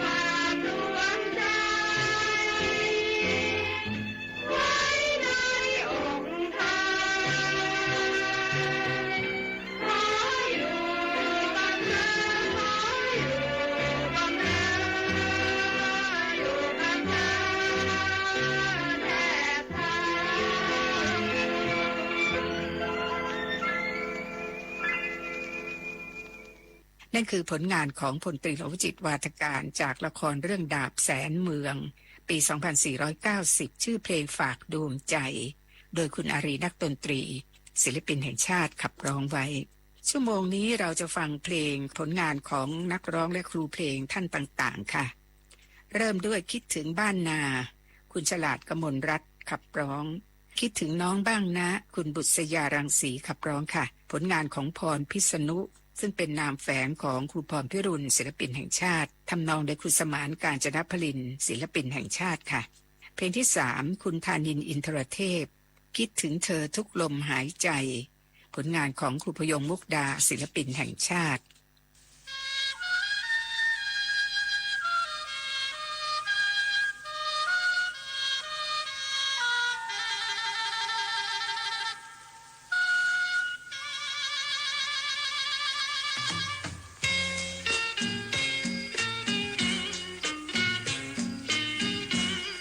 ตะวันเคลื่อนคล้อยเมื่อลอยลับแหล่งลาโสยามในบ้านนาคงเงาเงียบเต็มที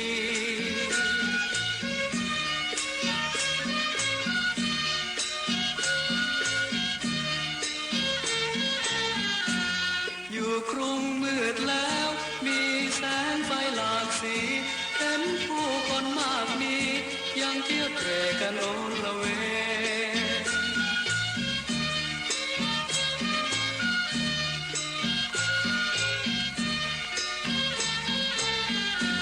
กรุงเทพโรงหนังเปลี่ยนตาคลับบาร์ดาเดินคลื่นเครงเศรษฐีขี้เก่งเขาใช้ชีวิตทางเฟื่องฟู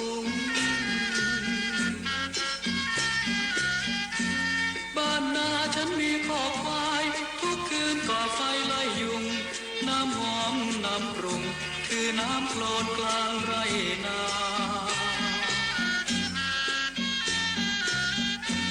แต่ว่าบัดนี้นี่ฉันมาอยู่กรุงมิเคยทำเฟื่องฟุ้งตามท้องถิ่นเมืองฟ้า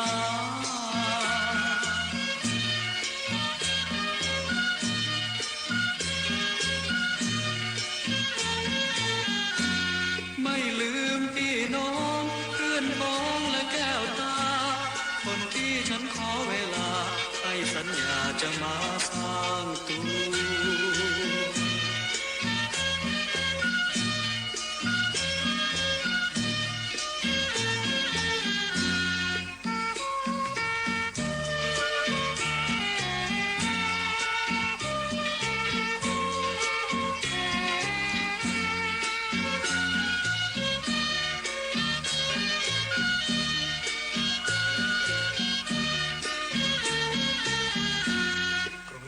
โรงหนังเปลี่ยนตาคลับบาร์ดาเดินคลื่นเครงเศรษฐีขี้เก่งเขาใช้ชีวิตอย่างเฟื่องฟูบ้านนาฉันมีคอกควายทุกคืนก่อไฟไล่ยุงน้ำหอมน้ำปรุงคือน้ำโคลนกลางไรนา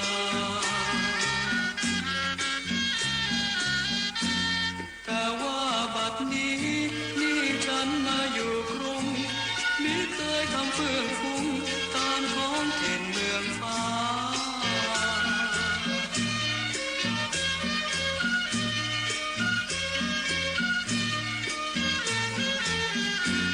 ไม่ลืมพี่น้องเพื่อนพ้องและแก้วตาคนที่ฉันขอเวลาให้สัญญาจะมาสร้างตัว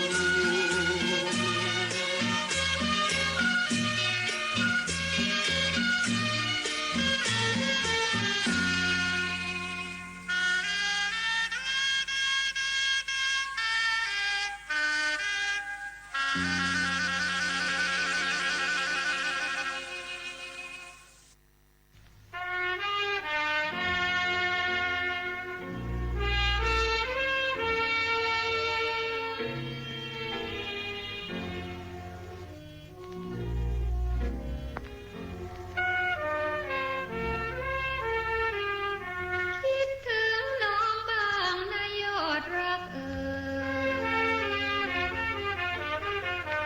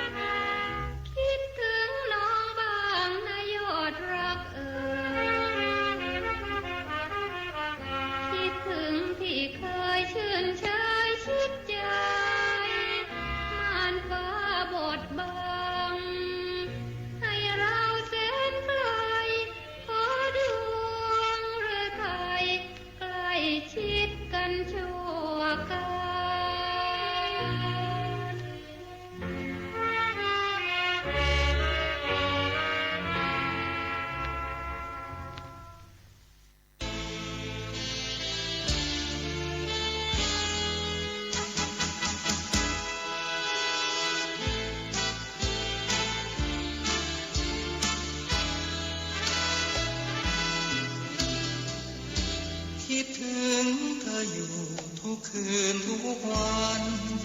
โอ้รักที่เราเฝ้าฝันมามีอันต้องโศกเอ่ยห้ามใจเราว่ากลัวลืมเขาเสียเลยอย่าไปหวังชื่นคิดเชยบุญเราเคยสร้างไว้ไม่ถึงฉันจำใจห่างร้างเธอแสนไกลใต้เหนือเพื่อลืมเยื่อใยลืมเธอไปไม่อยากนึกถึงแต่ยิ่งไกลอกใจยิ่งครวญพะนึงโอ้ความรักฉันฟังตรึงลึกซึ้งเกินใจถ่ายทอดหลับตาก็เห็นแต่ใบหน้าเธอล่องลอยคอยอยู่เสมอถ้าเธอคอยรอคอยรอถ้าเธอนั้นติดตามฉันจนยามพักผ่อนจะหลับจะนอนยังรำพันว่าฉันรักเธอคิดถึงเธออยู่ทุกลมหายใจ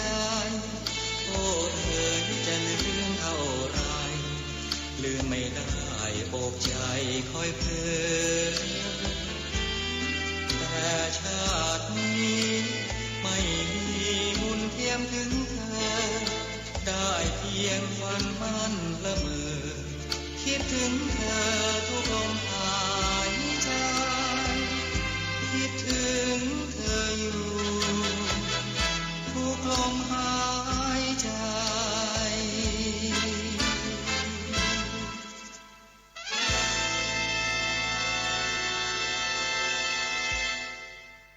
ชุดแรกผ่านไปแล้วนะคะ คิดถึงบ้านนาคิดถึงน้องบ้างนะและคิดถึงเธอทุกลมหายใจคราวนี้จะเป็นเสียงของคุณสมยศเริ่มต้นในเพลงชีวิตหลอนผลงานของครูเนียนวิชิตนันท์ต่อด้วยชีวิตระทมโดยคุณพิทยาบุญยรัตพันธ์ค่ะคณะจารุกนกและชีวิตเมื่อคิดไปโดยคุณสุเทพวงศ์กำแหงศิลปินแห่งชาติเพลงนี้ผลงานของสุนทรียาณเวียงการและครูสมานกาญจนพลินสองศิลปินแห่งชาตินะคะเริ่มด้วยชีวิตหลอน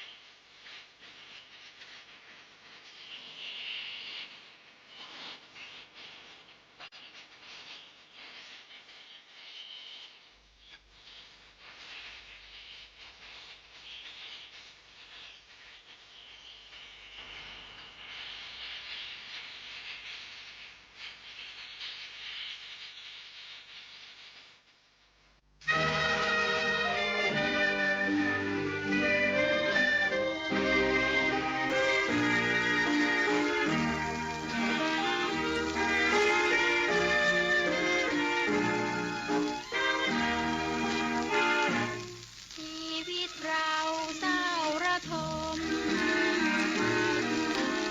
มีแต่คืนคมรวมใจหรือเป็นเพราะผลกรรมทำไว้ชาตินี้จึงได้ลำเค็ญชีวิตเราเฝ้าคิดไปได้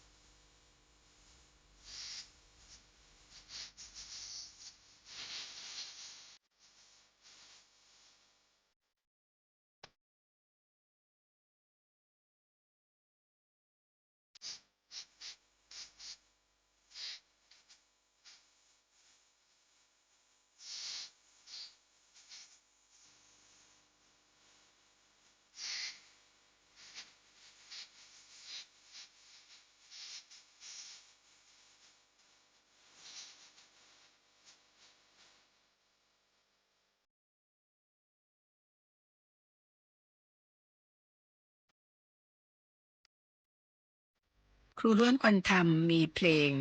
เพราะอยู่หลายเพลงนะคะ เพลงที่เกี่ยวกับดอกไม้ก็มีเหมือนกันอย่างเช่นกุหลาบมาเลครูล้วนแต่งเองร้องเอง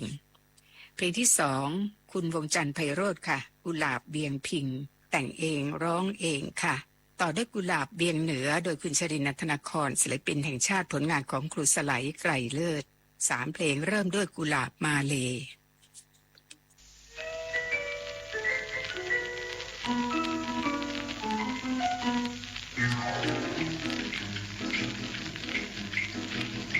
กุหลาบมาเลสุดเสน่ห์ยวนใจงามวิไลชวนชมชื่อเจ้าล่องลอยลมหากใครได้เคยชมชวนพิรมหนักหนาอยากจะฝากกายเคียงหวานจะเคียงใจงอนขออ้อนวอนดวงตารับรักที่ยาคงพาพี่คืนรักของคืนรื่นรมสวยหวานฉ่ำตาดำคำคมอยากเป็นผู้ชมความหวังลอยลมอกระทมระกำแม้เธอปราณีตัวพี่จุ่มชามพ้นระกำชามใจโอ้กุหลาบมาเลสุดเสน่ห์งามงอนอรชรคราวไปได้เป็นผู้ชูใจอาจชวนชื่นหาทายในน้ำใจฝ่ายฝันอยากจะอยู่เพียงเธอจิตไปมุ่งละเมอลงพร่ำเพ้อรำพันคิดถึงทุกวันรำพันคำครวญยาวและยวนอารมณ์รักใครฉันไม่เคยถึงระทมเฝ้าคอยเจยชมสมหวังอารมณ์สุขนั้นคงเกินใครรักดังดวงใจคงพาพี่ให้พ้นระกำจางดวง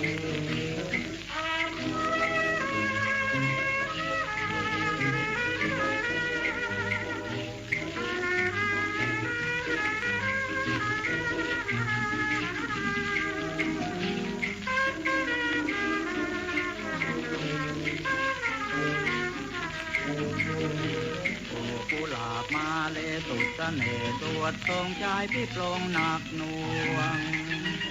หากมีโชคพาพวงอาจสิ้นห่วงสิ้นยายในน้ำใจพี่ปองหากเป็นคู่เคียงกันอย่างไม่มากสักวันคนทุกคนคงมองที่คงลำพองพนองไม่ลืมคงจะปลื้มอุราสาวสาวเจ้าควรจะเมตตาโปรดช่วยพี่ยาให้สมอุราว่าน้องมีน้ำใจรักใครชอบใครที่ไม่ชอบใจเหมือนกุหลาบมาเล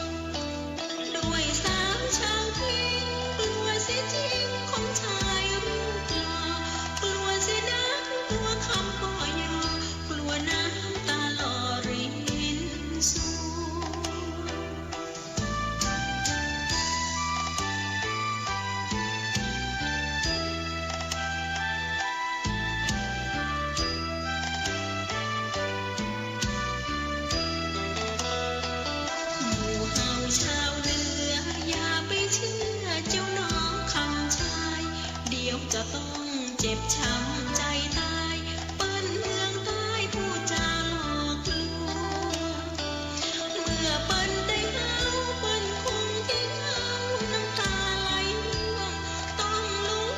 เพราะคำหลอกลวงช้ำสวงเหมือนดังบัวบาน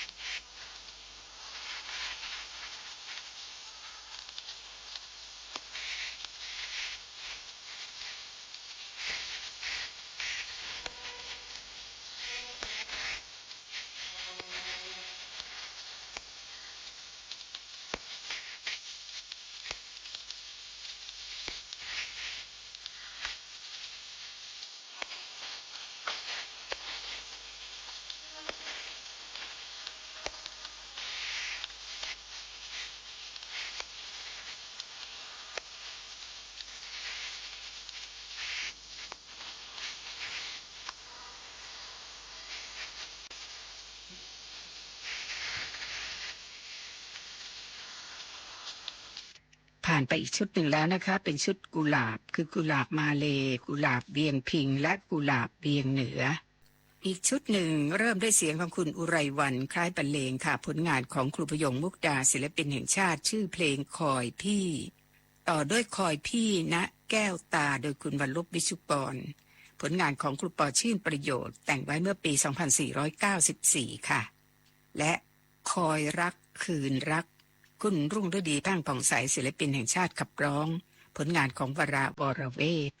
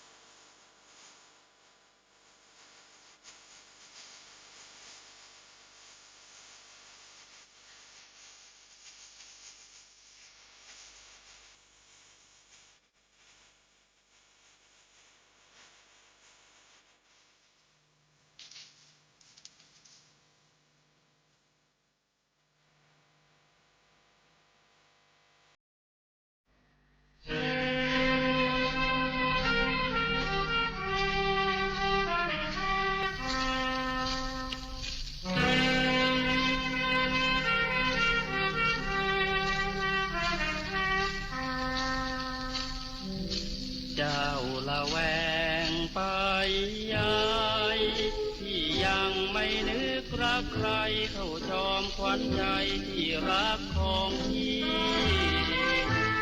น้องเอ๋ยอย่ามนมองหรือดีขวัญเจ้าเอ๋ยเจ้าจงอยู่ดีด้วยใจพี่นี้รักเธอจริงใจจากไปไกลตาแต่ใจ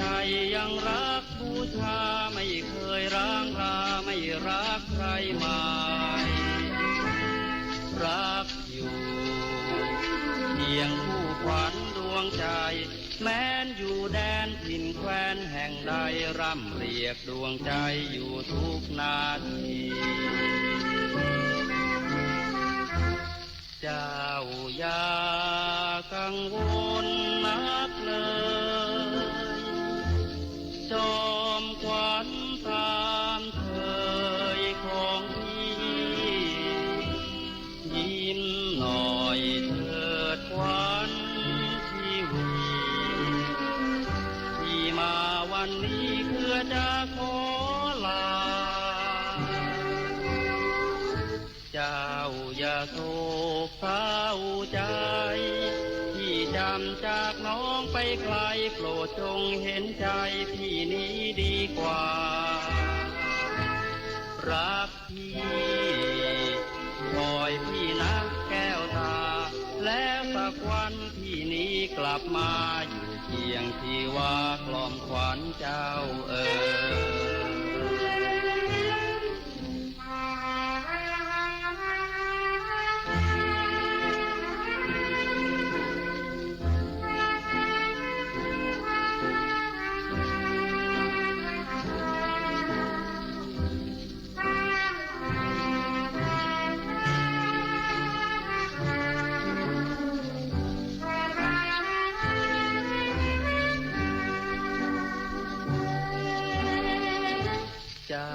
อย่าโศกเศร้าใจที่จำจากน้องไปไกลโปรดจงเห็นใจพี่นี้ดีกว่ารักพี่คอยพี่นะแก้วตาแล้วสักวันพี่นี้กลับมาอยู่เพียงที่ว่ากล่อมขวัญเจ้าเอ๋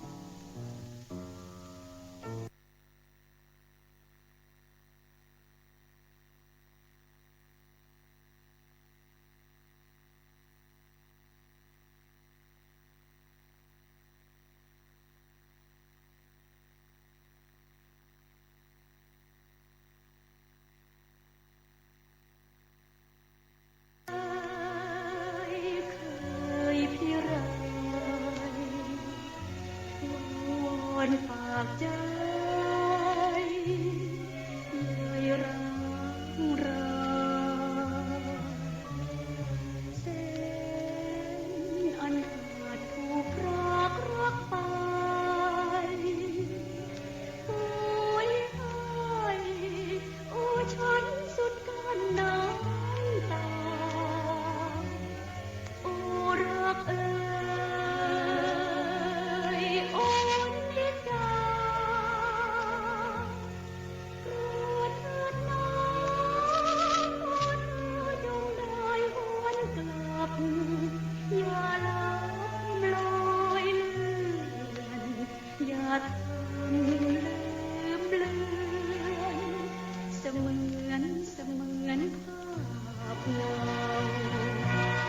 แร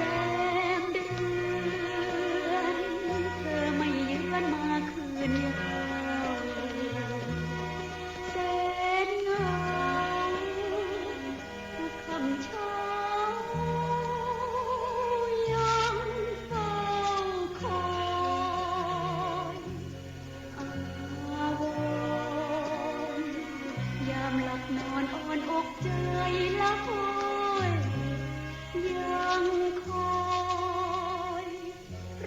อนคอยลอยกลับ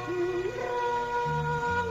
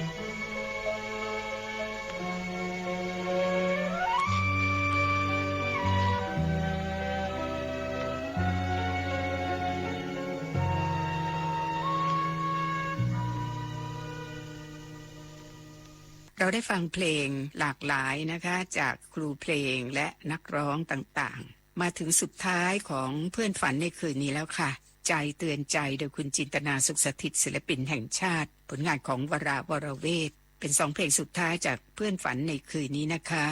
สายชนนีสังดิฉันจารุรินทร์ มุสิกพงศ์พบกับเพื่อนฝันครั้งต่อไปวันจันทร์หน้าสวัสดีค่ะ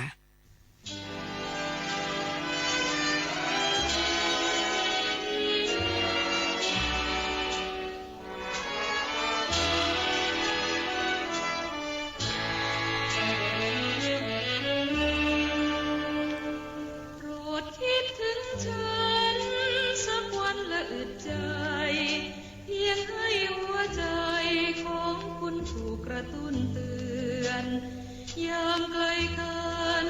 ฉันกลัวรักเลือนหากจิตคอยเตือนก็เหมือนเรายังชิดใกล้โปรดคิดถึงฉันสักวันละหน่อยเดียว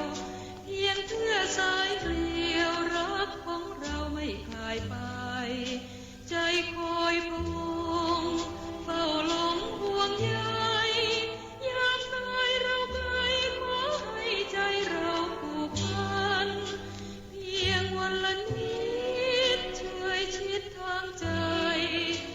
สละได้ไหมยามห่างไกลกันหากเป็นเช่นนั้นฉันจะมีพรันด้วยไม่มีวันรักนั้นจะจางจากใจโปรดคิดถึงฉันสักวันละหนึ่งครั้งแม้นคุณนั้นยังหวังสัมพันธ์สวัสดิ์ต่อไปใจคอยเตือนอย่าเชื่อนแช่ใจใจคอยเตือนใจรักยามต้องไกลห่างกัน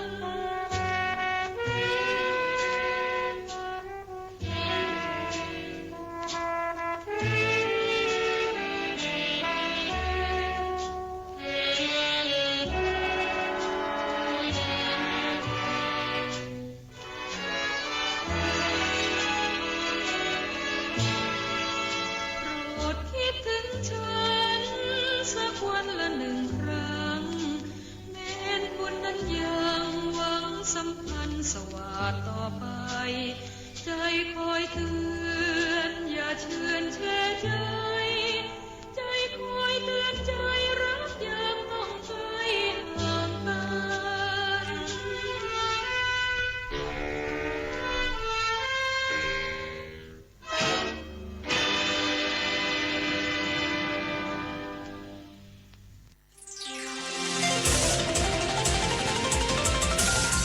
วิทยุแห่งประเทศไทยให้ความรู้คู่ความสุข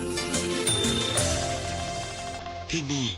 สถานีวิทยุกระจายเสียงแห่งประเทศไทยกระจายเสียงจากอาคารถนนวิภาวดีรังสิตกรุงเทพมหานครจุดนี้ขอยุติการกระจายเสียงสำหรับวันนี้ไว้แต่เพียงเท่านี้โปรดติดตามรับฟังการกระจายเสียงของทางสถานีวิทยุกระจายเสียงแห่งประเทศไทยได้ใหม่เริ่มตั้งแต่กับเป็นต้นไปขอความสุขสวัสดิ์จงมีแด่ท่านฟังทุกท่านราตรีสวัสดิ์